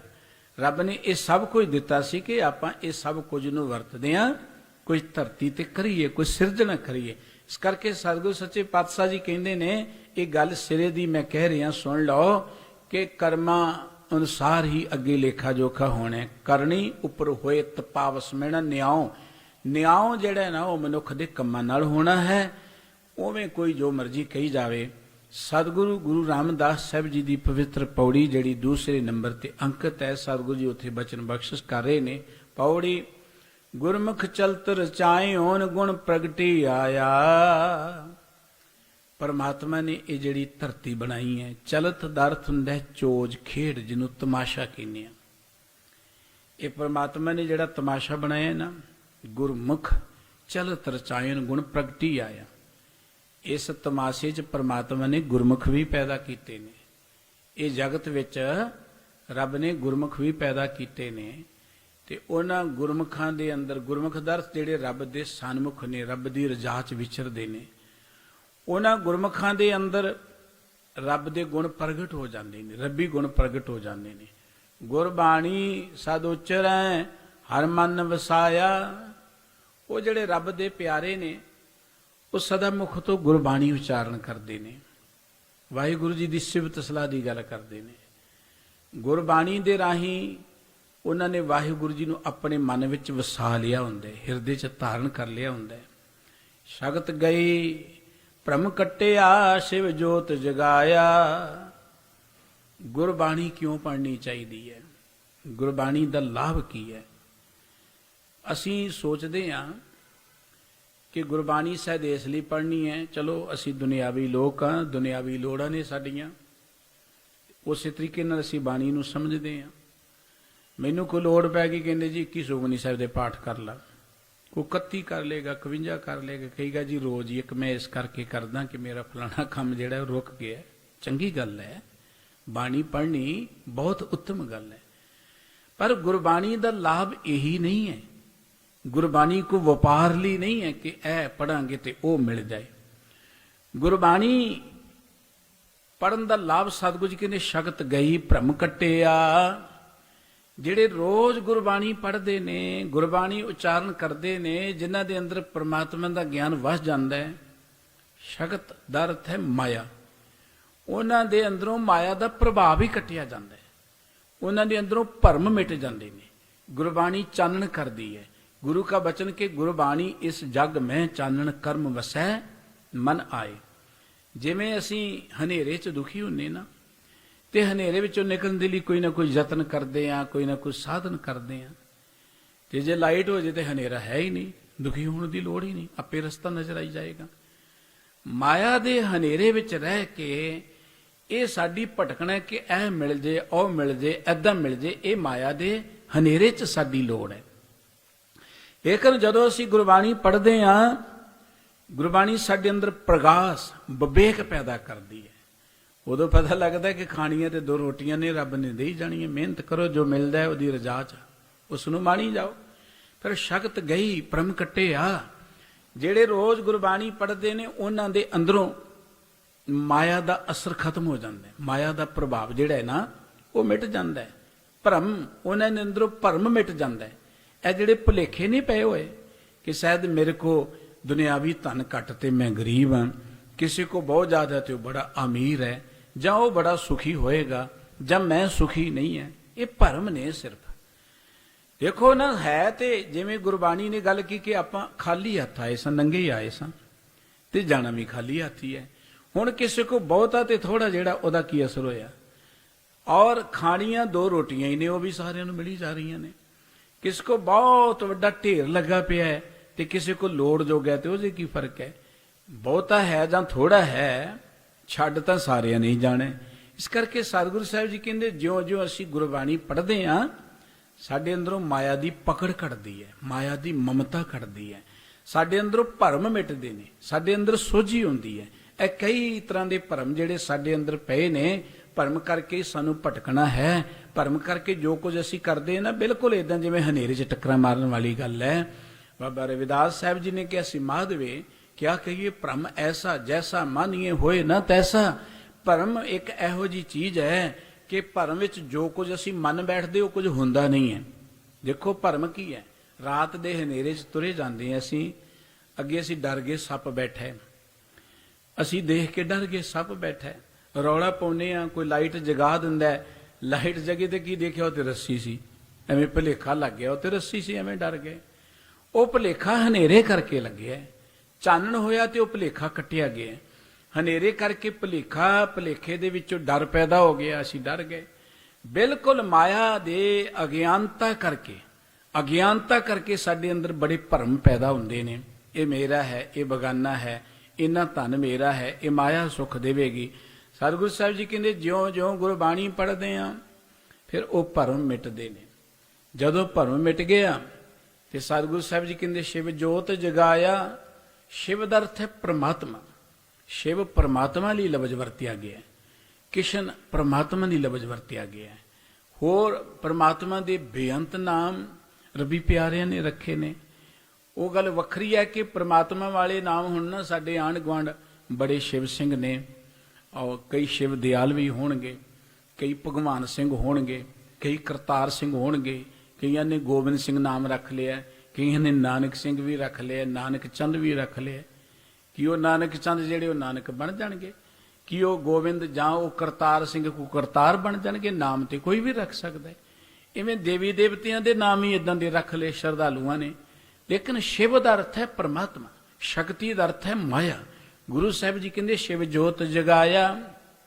ਜਦੋਂ ਕੋਈ ਗੁਰਬਾਣੀ ਪੜ੍ਹਦਾ ਹੈ, ਗੁਰਬਾਣੀ ਨਾਲ ਜੁੜਦਾ ਹੈ, ਬਚਨ ਸੀ ਕਿ ਗੁਰਬਾਣੀ ਸਦ ਉਚਰੈ। ਇਸ ਸ੍ਰਿਸ਼ਟੀ ਦੇ ਅੰਦਰ, ਇਸ ਖੇਡ ਦੇ ਅੰਦਰ ਵਾਹਿਗੁਰੂ ਜੀ ਨੇ ਗੁਰਮੁਖ ਪੈਦਾ ਕੀਤੇ ਨੇ, ਜਿਨ੍ਹਾਂ ਦੇ ਅੰਦਰ ਰੱਬੀ ਗੁਣ ਪ੍ਰਗਟ ਹੁੰਦੇ ਨੇ, ਜਿਹੜੇ ਹਰ ਵੇਲੇ ਗੁਰਬਾਣੀ ਨੂੰ ਉਚਾਰਦੇ ਨੇ, ਜਿਨ੍ਹਾਂ ਨੇ ਵਾਹਿਗੁਰੂ ਜੀ ਨੂੰ ਮਨ 'ਚ ਵਸਾਇਆ। ਤੇ ਸਤਿਗੁਰੂ ਜੀ ਕਹਿੰਦੇ ਉਹਨਾਂ ਦੇ ਅੰਦਰੋਂ ਸ਼ਕਤ ਗਈ, ਭਰਮ ਕੱਟਿਆ, ਉਹਨਾਂ ਦੇ ਅੰਦਰੋਂ ਮਾਇਆ ਦਾ ਪ੍ਰਭਾਵ ਮਿਟ ਜਾਂਦਾ ਹੈ, ਭਰਮ ਮਿਟ ਜਾਂਦੇ ਨੇ। ਸ਼ਿਵ ਜੋਤ ਜਗਾਇਆ, ਉਹਨਾਂ ਦੇ ਅੰਦਰ ਰੱਬੀ ਜੋਤ ਜਗ ਪੈਂਦੀ ਹੈ। ਉਹ ਗੁਰੂ ਦੀ ਕਿਰਪਾ ਸਦਕਾ ਨਾ ਗੁਰਸਾਖੀ ਜੋਤ ਪ੍ਰਗਟ ਹੋਏ। ਸਾਰਿਆਂ 'ਚ ਹੀ ਰੱਬੀ ਜੋਤ ਹੈ। ਸਭ ਮੈਂ ਜੋਤ ਜੋਤ ਹੈ ਸੋਏ। ਹਰ ਮਨੁੱਖ ਦੇ ਅੰਦਰ ਰੱਬੀ ਜੋਤ ਹੈ। ਕੋਈ ਗਰੀਬ ਹੈ, ਅਮੀਰ ਹੈ, ਪੜ੍ਹਿਆ ਹੈ, ਨਹੀਂ ਪੜ੍ਹਿਆ ਹੈ, ਕੋਈ ਕਿਤੇ ਦਾ ਰਹਿਣ ਵਾਲਾ, ਕਿਸੇ ਰੰਗ ਰੂਪ ਦਾ, ਕਿਸੇ ਬਰਾਦਰੀ ਦਾ, ਹਰ ਮਨੁੱਖ ਦੇ ਅੰਦਰ ਰੱਬੀ ਜੋਤ ਹੈ। ਪਰ ਰੱਬੀ ਜੋਤ ਸਾਰਿਆਂ ਨੂੰ ਨਜ਼ਰ ਨਹੀਂ ਆਈ ਜਾਂ ਸਾਰਿਆਂ ਦੀ ਪ੍ਰਗਟ ਨਹੀਂ ਹੋਈ। ਗੁਰੂ ਕੀ ਬਾਣੀ ਦਾ ਬਚਨ ਸਭ ਮੈਂ ਜੋਤ ਜੋਤ ਹੈ ਸੋਏ, ਤਿਸ ਦਾ ਚਾਨਣ ਸਭ ਮੈਂ ਚਾਨਣ ਹੋਏ। ਗੁਰ ਸਾਖੀ ਜੋਤ ਪ੍ਰਗਟ ਹੋਏ। ਗੁਰੂ ਦੀ ਸਿੱਖਿਆ ਨੂੰ ਜਦੋਂ ਅਸੀਂ ਸੁਣਦੇ ਹਾਂ, ਮੰਨਦੇ ਹਾਂ, ਕਮਾਉਂਦੇ ਹਾਂ, ਉਦੋਂ ਮਨੁੱਖ ਦੇ ਅੰਦਰੋਂ ਜੋਤ ਪ੍ਰਗਟ ਹੋ ਜਾਂਦੀ ਹੈ। ਸ਼ਿਵ ਜੋਤ ਜਗਾਇਆ। ਉਸ ਮਨੁੱਖ ਦੇ ਅੰਦਰ ਉਹ ਰੱਬੀ ਜੋਤ ਜਿਹੜੀ ਹੈ ਜਗਮਗਾਉਂਦੀ ਹੈ, ਪ੍ਰਗਟ ਹੋ ਜਾਂਦੀ ਹੈ। ਜਿਨ ਕੇ ਪੋਤੇ ਪੁੰਨ ਹੈ ਗੁਰਪੁਰਖ ਮਿਲਾਇਆ। ਜਿਨ੍ਹਾਂ ਦੇ ਭਾਗਾਂ 'ਚ ਪੁੰਨ ਲਿਖਿਆ ਹੋਇਆ। ਪੋਤੇ ਦਾ ਅਰਥ ਹੁੰਦਾ ਖਜ਼ਾਨਾ। ਖਜ਼ਾਨਾ ਕੀ ਹੈ ਸਾਡਾ? ਦੇਖੋ ਜਦੋਂ ਅਸੀਂ ਆਏ ਸਨ ਸਾਰੇ ਇੱਕੋ ਜਿਹੇ ਸਨ। ਰੱਬ ਨੇ ਇੱਕੋ ਜਿਹਾ ਸਰੀਰ ਦਿੱਤਾ ਸਾਨੂੰ, ਇੱਕੋ ਜਿਹੀ ਦੇਹੀ ਦਿੱਤੀ ਹੈ ਸਾਨੂੰ। ਔਰ ਜਦੋਂ ਅਸੀਂ ਫਿਰ ਸਹਿਜੇ ਸਹਿਜੇ ਜਿਸ ਮਾਹੌਲ 'ਚ ਪਲਦੇ ਹਾਂ, ਜਿਸ ਵਾਤਾਵਰਣ 'ਚ ਪਲਦੇ ਹਾਂ, ਜਿਹੋ ਜਿਹੀ ਸਾਨੂੰ ਸੁਸਾਇਟੀ ਜਾਂ ਸੰਗਤ ਮਿਲਦੀ ਹੈ, ਫਿਰ ਉੱਦਾਂ ਦਾ ਸਾਡਾ ਬੋਲ ਚਾਲ, ਉੱਦਾਂ ਦੇ ਸਾਡੇ ਕਰਮ ਹੋਣੇ ਸ਼ੁਰੂ ਹੋ ਜਾਂਦੇ ਨੇ। ਉਹ ਜਿਹੜੇ ਅਸੀਂ ਕਰਮ ਕਰਦੇ ਨਾ, ਉਹ ਫਿਰ ਸਾਡਾ ਖਜ਼ਾਨਾ ਇਕੱਠਾ ਹੋਣਾ ਸ਼ੁਰੂ ਹੋ ਜਾਂਦਾ ਹੈ। ਉਹ ਜੋ ਅੱਜ ਤੋਂ ਪਹਿਲਾਂ ਅਸੀਂ ਕੀਤਾ ਹੈ ਨਾ, ਅੱਜ ਤੋਂ ਪਹਿਲਾਂ, ਉਹ ਸਾਡੇ ਭਾਗ ਨੇ, ਉਹ ਸਾਡੇ ਲੇਖ ਨੇ, ਉਹ ਸਾਡਾ ਖਜ਼ਾਨਾ ਹੈ। ਉਸ ਕੀਤੇ ਹੋਏ ਲੇਖ ਅਨੁਸਾਰ ਹੀ ਅੱਗੇ ਸਾਨੂੰ ਮਿਲਣਾ ਹੈ। ਪੂਰਬਲੇ ਕਰਮ ਇਹਨੂੰ ਹੀ ਕਿਹਾ ਜਾਂਦਾ ਹੈ। ਅੱਜ ਤੋਂ ਪਹਿਲਾਂ ਜੋ ਕੁਝ ਕੀਤਾ ਹੈ ਉਹ ਸਾਡੇ ਪੂਰਬਲੇ ਭਾਗ ਨੇ। ਤੇ ਜੇ ਉਹਦੇ ਵਿੱਚ ਕੋਈ ਚੰਗਾ ਪਾਇਆ ਹੋਏਗਾ ਤੇ ਉਹਦਾ ਸਾਨੂੰ ਜ਼ਰੂਰ ਫਲ ਮਿਲੇਗਾ, ਕੋਈ ਰੋਕ ਹੀ ਨਹੀਂ ਸਕਦਾ। ਔਰ ਜੇ ਅਸੀਂ ਮਾੜਾ ਪਾਇਆ ਤੇ ਉਹਦੇ ਦੁੱਖਾਂ ਤੋਂ ਵੀ ਸਾਨੂੰ ਕੋਈ ਰੋਕ ਨਹੀਂ ਸਕਦਾ। ਗੁਰਬਾਣੀ ਕਹਿੰਦੀ ਜਿਵੇਂ ਧਰਤੀ ਹੈ ਨਾ, ਧਰਤੀ 'ਚ ਤੁਸੀਂ ਜੋ ਬੀਜ ਸੁੱਟੋਗੇ ਉਹ ਉਗਣਾ ਹੀ ਹੈ। ਇਹ ਨਹੀਂ ਹੈ ਕਿ ਤੁਸੀਂ ਕਿੱਕਰਾਂ ਬੀਜੋ ਤੇ ਕਹੋ ਜੀ ਇੱਥੇ ਹੁਣ ਦਾਖਾਂ ਲੱਗ ਜਾਣ, ਕਿੱਕਰਾਂ ਦੇ ਕੰਡੇ ਹੀ ਲੱਗਣਗੇ। ਬਾਬਾ ਫਰੀਦ ਸਾਹਿਬ ਜੀ ਨੇ ਕਿਹਾ ਸੀ, ਫਰੀਦਾ ਲੋੜੇ ਦਾਖ ਬਿਜੌਰੀਆਂ, ਕਿੱਕਰ ਬੀਜੇ ਜੱਟ ਹੰਡੇ, ਉਨ ਕਤਾਏ ਦਾ ਪੈਂਦਾ ਲੋੜੇ ਪੱਠ। ਉਹ ਕਿੱਕਰਾਂ ਦੇ ਬੀਜ ਬੀਜ ਕੇ ਦਾਖਾਂ ਨਹੀਂ ਮਿਲਣੀਆਂ। ਜੇ ਸਾਡੇ ਪੂਰਬਲੇ ਕਰਮ ਮਾੜੇ ਨੇ, ਪੂਰਬਲੇ ਦਰਥ ਕਿ ਅੱਜ ਤੋਂ ਪਹਿਲਾਂ ਅਸੀਂ ਮਾੜੇ ਕੰਮ ਕੀਤੇ ਨੇ, ਤੇ ਉਹ ਨਹੀਂ ਕਿ ਆਪਾਂ ਇੱਕਦਮ ਉੱਥੋਂ ਸਾਨੂੰ ਸੁੱਖ ਮਿਲ ਜਾਏਗਾ। ਹਾਂ, ਚੰਗੀ ਸੰਗਤ ਮਿਲ ਜਾਏ, ਚੰਗੇ ਕਰਮ ਕਰਨੇ ਸ਼ੁਰੂ ਕਰ ਦਈਏ, ਸਾਡੇ ਭਾਗ ਬਦਲਣੇ ਸ਼ੁਰੂ ਹੋ ਜਾਣਗੇ। ਪਰ ਜਿਨ੍ਹਾਂ ਦੇ ਪੂਰਬਲੇ ਕਰਮ ਚੰਗੇ ਨੇ, ਦੇਖੋ ਗੁਰੂ ਕੀ ਹਜ਼ੂਰੀ 'ਚ ਅਸੀਂ ਆਏ ਹਾਂ, ਜਾਂ ਅਸੀਂ ਰੱਬ ਦੇ ਪਿਆਰ 'ਚ ਜੁੜਦੇ ਹਾਂ, ਕੋਈ ਚੰਗੇ ਕਰਮ ਕਰਦੇ ਹਾਂ, ਇਹ ਕੋਈ ਅਚਨਚੇਤ ਨਹੀਂ ਹੋ ਜਾਂਦਾ। ਇਹ ਤਾਂ ਕੋਈ ਪੂਰਬਲੇ ਸਾਡੇ ਸੰਸਕਾਰ ਬਣੇ ਨੇ, ਜ਼ਿੰਦਗੀ ਦੀ ਵਿਚਾਰਧਾਰਾ ਇਹੋ ਜਿਹੀ ਬਣੀ, ਤਾਂ ਸਾਡਾ ਗੁਰੂ ਨਾਲ ਲਗਾ ਬਣਿਆ, ਸਾਡੇ ਭਾਗ ਜਾਗੇ ਨੇ। ਇਸ ਕਰਕੇ ਸਤਿਗੁਰੂ ਜੀ ਕਹਿੰਦੇ, ਜਿਨ੍ਹਾਂ ਤੇ ਵਾਹਿਗੁਰੂ ਜੀ ਦੀ ਬਖਸ਼ਿਸ਼ ਹੋ ਗਈ, ਜਿਨ੍ਹਾਂ ਦੇ ਪੂਰਬਲੇ ਖਜ਼ਾਨੇ 'ਚ ਚੰਗੇ ਪੁੰਨ ਨੇ, ਗੁਰਪੁਰਖ ਮਿਲਾਇਆ, ਉਹਨਾਂ ਨੂੰ ਗੁਰੂ ਦੀ ਸੰਗਤ ਮਿਲ ਜਾਂਦੀ, ਗੁਰੂ ਦੀ ਹਜ਼ੂਰੀ 'ਚ ਆਉਂਦੇ ਨੇ। ਦੇਖੋ ਗੁਰੂ ਦੇ ਕੋਲ ਬਹੁਤ ਲੋਕ ਆਉਂਦੇ ਨੇ, ਪਰ ਸਾਰੇ ਗੁਰੂ ਨੂੰ ਮਿਲ ਨਹੀਂ ਜਾਂਦੇ। ਗੁਰੂ ਨੂੰ ਮੱਥਾ ਵੀ ਕਈ ਟੇਕਦੇ ਨੇ, ਚੰਗੀ ਗੱਲ ਹੈ, ਪਰ ਸਾਰੇ ਗੁਰੂ ਨੂੰ ਮੱਥਾ ਟੇਕਣ ਵਾਲੇ ਕੋ ਗੁਰੂ ਨੂੰ ਥੋੜ੍ਹਾ ਮਿਲ ਜਾਂਦੇ ਨੇ। ਗੁਰੂ ਮਿਲਿਆ ਤਬ ਜਾਣੀਏ ਜਬ ਮਿਟੇ ਮੋਹ ਤਨ ਤਾਪ। ਗੁਰੂ ਨੂੰ ਤੇ ਤਾਂ ਹੀ ਮਿਲੇ ਜਾਣਾਂਗੇ ਜਦੋਂ ਸਾਡੇ ਅੰਦਰੋਂ ਦੁਨਿਆਵੀ ਵਿਚਾਰ ਖਤਮ ਹੋ ਗਏ ਤੇ ਗੁਰੂ ਦੀ ਗੱਲ ਵਸ ਗਈ, ਸਾਡੀ ਸੁਰਤ ਗੁਰੂ ਕੀ ਬਾਣੀ ਨਾਲ ਜੁੜ ਗਈ, ਗੁਰੂ ਕੀ ਬਾਣੀ ਅਨੁਸਾਰ ਅਸੀਂ ਜਿਉਣਾ ਸ਼ੁਰੂ ਕਰ ਦਿੱਤਾ। ਗੁਰੂ ਤੇ ਮਿਲਿਆ ਤਾਂ ਹੀ ਜਾਣਿਆ ਜਾਏਗਾ ਨਾ। ਇਸ ਕਰਕੇ ਸਤਿਗੁਰੂ ਜੀ ਕਹਿੰਦੇ, ਜਿਨ੍ਹਾਂ ਦੇ ਪੂਰਬਲੇ ਭਾਗ ਚੰਗੇ ਨੇ, ਕਰਮ ਚੰਗੇ ਨੇ, ਉਹਨਾਂ ਨੂੰ ਗੁਰੂ ਪੁਰਖ ਦੇ ਨਾਲ ਪ੍ਰਮਾਤਮਾ ਮਿਲਾ ਦਿੰਦਾ ਹੈ। ਨਾਨਕ ਸਹਜੇ ਮਿਲ ਰਹੇ ਹਰ ਨਾਮ ਸਮਾਇਆ। ਸਹਜੇ ਦਾ ਅਰਥ ਹੁੰਦਾ ਆਤਮਿਕ ਅਡੋਲਤਾ। ਸਹਜੇ ਦਾ ਅਰਥ ਸੁਤੇ ਸਿੱਧ ਵੀ ਹੁੰਦਾ, ਸੁਤੇ ਸਿੱਧ। ਇੱਕ ਤੇ ਉਹ ਨੇ ਜਿਹੜੇ ਰੱਬ ਨੂੰ ਮਿਲਣ ਲਈ ਬੜਾ ਉਚੇਚ ਕਰਦੇ ਨੇ। ਤੁਸੀਂ ਦੇਖਦੇ ਹੋ, ਕੋਈ ਕਹਿੰਦਾ ਜੀ ਮੈਂ ਭੁੱਖਾ ਰਹਿਣਾ ਹਾਂ ਰੱਬ ਨੂੰ ਮਿਲ ਪਵਾਂ, ਕੋਈ ਧੂਣੀਆਂ ਤਾਂ ਕੇ ਬੈਠਾ ਰੱਬ ਨੂੰ ਮਿਲ ਪਵਾਂ, ਕੋਈ ਨੰਗੇ ਪੈਰੀ ਤੁਰਿਆ ਫਿਰਦਾ ਜੀ ਰੱਬ ਨੂੰ ਮਿਲਣ ਦੇ ਲਈ, ਕੋਈ ਤੀਰਥਾਂ ਦਾ ਰਟਨ ਕਰੀ ਜਾ ਰਿਹਾ, ਕੋਈ ਜੰਗਲਾਂ 'ਚ ਬੈਠਾ, ਕੋਈ ਹੋਰ ਪਰੇ ਪਹਾੜਾਂ ਤੇ ਚੜ੍ਹ ਜਾਂਦਾ, ਕੋਈ ਟੋਆ ਪੁੱਟ ਕੇ ਧਰਤੀ 'ਚ ਬੈਠਾ। ਸਾਡੇ 'ਚ ਵੀ ਰਿਵਾਜ ਪੈ ਗਿਆ ਨੀਵੇਂ ਹੋ ਕੇ ਬੈਠਣ ਦਾ। ਲੇਕਿਨ ਗੁਰਬਾਣੀ ਇਹ ਗੱਲ ਕਹਿੰਦੀ ਹੈ ਕਿ ਪਰਮਾਤਮਾ ਨੂੰ ਮਿਲਣ ਲਈ ਜ਼ੋਰਤ ਨਹੀਂ ਲਾਉਣ ਦੀ ਲੋੜ। ਹੁਣ ਦੇਖੋ, ਪਰਮਾਤਮਾ ਨੂੰ ਮਿਲਣਾ ਇੱਕ ਕੁਦਰਤੀ ਪ੍ਰਕਿਰਿਆ ਹੈ, ਕੁਦਰਤੀ ਪ੍ਰਕਿਰਿਆ। ਤੁਹਾਨੂੰ ਨੀਂਦ ਨਹੀਂ ਆਉਂਦੀ, ਤੁਸੀਂ ਕਹੋ ਜੀ ਜ਼ੋਰ ਲਾਓ, ਭੁੱਖੇ ਬੈਠੋ ਨੀਂਦ ਆ ਜਾਏ, ਜ਼ੋਰ ਲਾਓ, ਅੱਖਾਂ ਮੀਟੋ ਨੀਂਦ ਆ ਜਾਏ, ਆ ਜਾਏਗੀ ਕੋਈ? ਸਾਰੇ ਜਣੇ ਰਲ ਕੇ ਜ਼ੋਰ ਲਾਓ ਨੀਂਦ ਆ ਜਾਏ, ਆ ਜਾਏਗੀ? ਇਹ ਨੀਂਦ ਤਾਂ ਇੱਕ ਕੁਦਰਤੀ ਪ੍ਰਕਿਰਿਆ ਹੈ, ਤੰਦਰੁਸਤ ਹੋ ਤੇ ਆਏਗੀ। ਭੁੱਖ ਲੱਗਣਾ ਇੱਕ ਕੁਦਰਤੀ ਪ੍ਰਕਿਰਿਆ ਹੈ। ਜੇ ਨੀਂਦ ਨਹੀਂ ਆਉਂਦੀ ਤੇ ਅਸੀਂ ਸਰੀਰਕ ਤੌਰ ਤੇ ਠੀਕ ਨਹੀਂ, ਮਾਨਸਿਕ ਤੌਰ ਤੇ ਠੀਕ ਨਹੀਂ, ਤਾਂ ਨੀਂਦ ਨਹੀਂ ਆਉਂਦੀ, ਇਹ ਰੋਗ ਹੈ। ਜੇ ਚੰਗੀ ਭੁੱਖ ਨਹੀਂ ਲੱਗਦੀ ਤੇ ਇਹ ਰੋਗ ਦਾ ਕਾਰਨ ਹੈ। ਜੇ ਅਸੀਂ ਵੀ ਮਾਨਸਿਕ ਤੌਰ ਤੇ ਰੱਬ ਵਿੱਚ ਨਹੀਂ ਜੁੜਦੇ ਤੇ ਜੇ ਅਸੀਂ ਰੋਗੀ ਹਾਂ, ਅਸੀਂ ਕੋਈ ਤੰਦਰੁਸਤ ਨਹੀਂ ਹੈ। ਜਦੋਂ ਅਸੀਂ ਸਰੀਰਕ ਤੌਰ ਤੇ ਤੰਦਰੁਸਤ ਹੋਈਏ, ਨੀਂਦ ਲਈ ਕੋਈ ਜ਼ੋਰ ਨਹੀਂ ਲਾਉਣਾ ਪੈਂਦਾ, ਭੁੱਖ ਲਈ ਕੋਈ ਜ਼ੋਰ ਨਹੀਂ ਲਾਉਣਾ ਪੈਂਦਾ, ਉਸ ਉਤੇ ਸਿੱਧੀ ਕਿਰਿਆਵਾਂ ਵਾਪਰਦੀਆਂ ਜਾਂਦੀਆਂ, ਸਹਿਜ ਹੀ ਉਹ ਜ਼ਿੰਦਗੀ ਦੇ ਸਾਰੇ ਕਿਰਿਆ ਤੁਰੀ ਚਲੀ ਜਾਂਦੀ ਹੈ। ਜਦੋਂ ਸਾਡਾ ਜੀਵਨ ਜਿਹੜਾ ਹੈ ਨਾ, ਉਹ ਕੁਦਰਤੀ ਅਨੁਸਾਰ ਬਣ ਗਿਆ, ਜਦੋਂ ਸਾਡੀ ਜ਼ਿੰਦਗੀ 'ਚੋਂ ਈਰਖਾ ਮੁੱਕ ਗਈ, ਸਾਡੀ ਜ਼ਿੰਦਗੀ 'ਚੋਂ ਬੇਈਮਾਨੀ ਮਿਟ ਗਈ, ਸਾਡੀ ਜ਼ਿੰਦਗੀ 'ਚੋਂ ਤ੍ਰਿਸ਼ਨਾ ਮੁੱਕ ਗਈ, ਸਾਡੀ ਜ਼ਿੰਦਗੀ 'ਚੋਂ ਵੈਰ ਵਿਰੋਧ ਮੁੱਕ ਗਿਆ, ਸਾਡੀ ਜ਼ਿੰਦਗੀ 'ਚੋਂ ਲੱਭ ਲੋਭ ਮੁੱਕ ਗਿਆ, ਸਾਡੀ ਜ਼ਿੰਦਗੀ 'ਚੋਂ ਔਗਣ ਮੁੱਕ ਗਏ, ਤੇ ਫਿਰ ਸੁਤੇ ਸਿੱਧੀ ਰੱਬ ਨੂੰ ਅਸੀਂ ਜੋ ਕੁਝ ਹੋਵਾਂਗੇ ਰੱਬ ਹੀ ਹੋਵਾਂਗੇ। ਫਿਰ ਸੁਤੇ ਸਿੱਧ ਦਾ ਅਰਥ ਹੈ ਕਿ ਸਹਿਜੇ ਅਸੀਂ ਰੱਬ 'ਚ ਵਿਲੀਨ ਹੋ ਜਾਵਾਂਗੇ। ਫਿਰ ਤੇ ਬਿਲਕੁਲ ਜਿਵੇਂ ਸਤਿਗੁਰੂ ਜੀ ਨੇ ਕਿਹਾ, ਗੁਰ ਕਿਰਪਾ ਜੇ ਨਰ ਕਉ ਕੀਨੀ ਤੇ ਜੁਗਤ ਪਛਾਨੀ, ਨਾਨਕ ਲੀਨ ਭਇਓ ਗੋਬਿੰਦ ਸਿਉ ਜਿਉ ਪਾਣੀ ਸੰਗ ਪਾਣੀ। ਹੁਣ ਇੱਕ ਗਲਾਸ ਦਾ ਪਾਣੀ ਦੂਜੇ ਗਲਾਸ ਪਾਉਣਾ ਕੁਝ ਹੋਰ ਲੱਗਦਾ, ਉੱਤੇ ਪਾਣੀ ਤੇ ਝੱਟ ਹੀ ਅਭੇਦ ਹੋ ਜਾਂਦਾ, ਮਿਕਸ ਹੋ ਜਾਂਦਾ ਹੈ ਆਪਸ ਵਿੱਚ। ਉਹ ਨਹੀਂ ਕਿ ਉਹਨੂੰ ਘੋਲਣਾ ਪੈਂਦਾ, ਏਦਾਂ ਘੋਲੋ ਫੇਰ ਰਲੇਗਾ, ਉਹ ਪਾਣੀ 'ਚ ਪਾਣੀ ਪੋ ਝੱਟ ਮਿਕਸ ਹੋ ਜਾਂਦਾ। ਇਵੇਂ ਸਹਿਜੇ ਦਾ ਅਰਥ ਹੁੰਦਾ ਹੈ ਸੁਤੇ ਸਿੱਧ, ਨੈਚੁਰਲੀ। ਮਨੁੱਖ ਝੱਟ ਪਰਮਾਤਮਾ 'ਚ ਸਮਾ ਜਾਂਦਾ ਹੈ, ਪਰ ਕਦੋਂ? ਜਦੋਂ ਉਹ ਗੁਰਬਾਣੀ ਨਾਲ ਜੁੜਦਾ ਹੈ, ਜਦੋਂ ਉਹ ਰੱਬੀ ਗੁਣਾਂ ਨੂੰ ਆਪਣੀ ਜ਼ਿੰਦਗੀ 'ਚ ਧਾਰਨ ਕਰ ਲੈਂਦਾ ਹੈ, ਜਦੋਂ ਉਹ ਜ਼ਿੰਦਗੀ 'ਚ ਗੁਰੂ ਦੀ ਬਾਣੀ ਦੀ ਰਾਹੀਂ ਪਰਮਾਤਮਾ ਦੀ ਸਿਫਤ ਸਲਾਹ ਕਰਦਾ ਹੈ। ਸਤਿਗੁਰੂ ਸੱਚੇ ਪਾਤਸ਼ਾਹ ਜੀ ਕਹਿੰਦੇ, ਨਾਨਕ ਸਹਿਜੇ ਮਿਲ ਰਹੇ ਹਰ ਨਾਮ ਸਮਾਇਆ। ਅਜਿਹੇ ਪ੍ਰਾਣੀ ਸਹਿਜੇ ਹੀ ਸੁਤੇ ਸਿੱਧ ਹੀ ਪਰਮਾਤਮਾ 'ਚ ਵਿਲੀਨ ਹੋ ਜਾਂਦੇ ਨੇ, ਆਤਮਿਕ ਡੋਲਤਾ ਰਾਹੀਂ ਉਹ ਨਾਮ ਵਿੱਚ ਸਮਾ ਜਾਂਦੇ ਨੇ। ਅਸੀਂ ਕਹਿੰਦੇ ਜੀ ਨਾਮ ਸਾਡੀ ਸੁਰਤ 'ਚ ਨਹੀਂ ਵਸਦਾ ਜੀ, ਸਾਡਾ ਮਨ ਨਾਮ ਨਾਲ ਨਹੀਂ ਜੁੜਦਾ। ਇਹ ਸਾਡੀ ਅਕਸਰ ਇਹ ਗਿਲਾ ਹੁੰਦਾ ਹੈ, ਜਾਂ ਸਾਡੀ ਸ਼ਿਕਾਇਤ ਹੁੰਦੀ, ਬੜਾ ਬਾਣੀ ਪੜ੍ਹਦੇ ਆ, ਬੜਾ ਨਾਮ ਜਪਦੇ ਸਵੇਰੇ ਉੱਠ ਕੇ, ਪਰ ਉਦੋਂ ਗੁਰੂ ਕੀ ਬਾਣੀ ਦੀ ਰੌਸ਼ਨੀ 'ਚ ਇਹ ਦੇਖਿਆ ਕਰੋ ਕਿ ਜੋ ਗੁਰਬਾਣੀ ਕਹਿੰਦੀ ਹੈ ਕਿ ਉਸ ਨੂੰ ਅਸੀਂ ਮੰਨਦੇ ਹਾਂ। ਡਾਕਟਰ ਦਵਾਈ ਦਿੰਦਾ ਹੈ, ਦਵਾਈ ਨਾਲ ਪਰਹੇਜ਼ ਦੱਸਦਾ ਹੈ। ਜੇ ਪਰਹੇਜ਼ ਨਹੀਂ ਰੱਖਾਂਗੇ ਤੇ ਦਵਾਈ ਦਾ ਅਸਰ ਨਹੀਂ ਹੋਏਗਾ। ਪਰਮਾਤਮਾ ਦੇ ਪਿਆਰ ਵਿੱਚ ਜੁੜਨਾ ਹੈ, ਨਾਮ ਜਪਣਾ ਹੈ, ਬਾਣੀ ਪੜ੍ਹਨੀ, ਉੱਤਮ ਕਰਮ ਕਰਨੇ, ਪਰ ਕੁਝ ਪਰਹੇਜ਼ ਵੀ ਤੇ ਹੈ ਨਾ, ਕੋਈ ਔਗਣਾ ਵੀ ਤੋਂ ਤੇ ਬਚਣਾ ਹੈ ਨਾ। ਉਹ ਜਿਹੜੀਆਂ ਗੱਲਾਂ ਗੁਰਬਾਣੀ ਨੇ ਕਿ ਪਰ ਕਾ ਬੁਰਾ ਨਾ ਰਾਖੋ ਚੀਤ, ਹੱਕ ਪਰਾਇਆ ਨਾਨਕਾ ਉਸ ਉਹ ਰਸ ਗਾਏ। ਸਤਿਗੁਰੂ ਸੱਚੇ ਪਾਤਸ਼ਾਹ ਨੇ ਜਿਹੜੀਆਂ ਅਜਿਹੀਆਂ ਗੱਲਾਂ ਕਹੀਆਂ ਨੇ, ਨਿੰਦਾ ਭਲੀ ਕਿਸੇ ਕੀ ਨਾਹੀਂ। ਜੇ ਤੇ ਇਹਨਾਂ ਚੀਜ਼ਾਂ ਨੂੰ ਅਸੀਂ ਛੱਡਦੇ ਜਾਂਦੇ ਹਾਂ, ਫਿਰ ਤੇ ਜ਼ੋਰ ਲਾਉਣ ਦੀ ਲੋੜ ਨਹੀਂ ਹੈ। ਇਹਨਾਂ ਤੋਂ ਐਵੇਂ ਕਹਿ ਲਓ ਕਿ ਕੂੜਾ ਕਰਕਟ ਉਤਰ ਗਿਆ ਤੇ ਬਾਕੀ ਅਸਲੀ ਜੋ ਰੂਪ ਨਿਕਲ ਆਉਂਦਾ ਹੈ। ਜਦੋਂ ਇਹ ਬੁਰਾਈਆਂ, ਜਦੋਂ ਇਹ ਔਗਣ ਸਾਡੇ ਅੰਦਰੋਂ ਮਿਟ ਗਏ ਤੇ ਅਸੀਂ ਤੇ ਰੱਬ ਹੀ ਹਾਂ। ਫਿਰ ਰੱਬ ਦੇ ਵਿੱਚ ਸੁਤੇ ਸਿੱਧੇ ਵਿਲੀਨ ਹੋ ਜਾਵਾਂਗੇ। ਅੰਦਰ ਸਾਡੇ ਰੱਬ ਬੈਠਾ, ਬਾਹਰ ਥੋੜਾ ਕਿਤੇ। ਧੰਨ ਗੁਰੂ ਰਾਮਦਾਸ ਜੀ ਮਹਾਰਾਜ ਦੀ ਇਹ ਪਵਿੱਤਰ ਪੌੜੀ, ਜਿਹਦੇ ਅੰਦਰ ਸਤਿਗੁਰੂ ਜੀ ਕਹਿੰਦੇ ਕਿ ਇਸ ਤਮਾਸ਼ੇ ਅੰਦਰ ਗੁਰਮੁਖ ਵੀ ਵਾਹਿਗੁਰੂ ਜੀ ਨੇ ਪੈਦਾ ਕੀਤੇ ਨੇ, ਜਿਹੜੇ ਰੱਬੀ ਗੁਣਾਂ ਨਾਲ ਸ਼ਿੰਗਾਰੇ ਹੋਏ ਨੇ, ਸਦਾ ਬਾਣੀ ਪੜ੍ਹਦੇ ਨੇ, ਵਾਹਿਗੁਰੂ ਜੀ ਦੇ ਨਾਮ ਨਾਲ ਜੁੜੇ ਨੇ। ਬਾਣੀ ਨਾਲ ਜੁੜਨ ਕਰਕੇ ਉਹਨਾਂ ਅੰਦਰੋਂ ਮਾਇਆ ਦਾ ਪ੍ਰਭਾਵ ਮਿਟ ਜਾਂਦਾ ਹੈ, ਭਰਮ ਮਿਟ ਜਾਂਦੇ ਨੇ, ਰੱਬੀ ਜੋਤ ਜਗਮਗਾ ਉੱਠਦੀ ਹੈ। ਤੇ ਸਾਹਿਬ ਕਹਿੰਦੇ ਵੀ ਜਿਨ੍ਹਾਂ ਦੇ ਨਾ ਸ਼ੁਭ ਕਰਮ ਨੇ, ਉਹ ਗੁਰੂ ਕੋਲ ਆ ਕੇ ਇਸ ਅਵਸਥਾ ਨੂੰ ਮਿਲਦੇ ਨੇ, ਪਹੁੰਚਦੇ ਨੇ। ਉਹ ਸੁਤੇ ਸਿੱਧ ਰੱਬ ਚ ਲਿਵਲੀਨ ਰਹਿੰਦੇ, ਨਾਮ ਸਮਾ ਜਾਂਦੇ ਨੇ।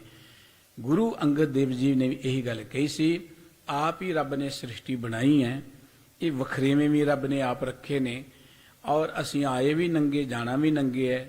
ਇੱਥੇ ਖਲਾਰਾ ਪਾਉਣ ਦੀ ਕੋਈ ਲੋੜ ਨਹੀਂ ਹੈ। ਉਹਦੇ ਹੁਕਮ ਨੂੰ ਜਾਣ ਲਵਾਂਗੇ ਕਿ ਅੱਗੇ ਕੀ ਕੰਮ ਆਉਣਾ ਹੈ, ਫਿਰ ਅਸੀਂ ਸੁਖੀ ਹੋ ਜਾਵਾਂਗੇ। ਗੁਰੂ ਨਾਨਕ ਸਾਹਿਬ ਜੀ ਦਾ ਇਹੀ ਬਚਨ ਸੀ, ਕਈ ਭਾਂਤਾਂ ਦੇ ਜੀਵ ਬਣਾਏ ਨੇ, ਲੈ ਜਾਣੇ ਨੇ ਰੱਬ ਨੇ, ਆਪੇ ਥਾਪਦਾ, ਆਪੇ ਉਹ ਥਾਪਦਾ। ਪਰ ਮੂਲ ਗੱਲ ਇਹ ਹੈ, ਸਿਰੇ ਦੀ ਗੱਲ ਇਹ ਹੈ ਕਿ ਕਰਨੀ ਉੱਪਰ ਹੋਏ ਤਪਾਵਸ।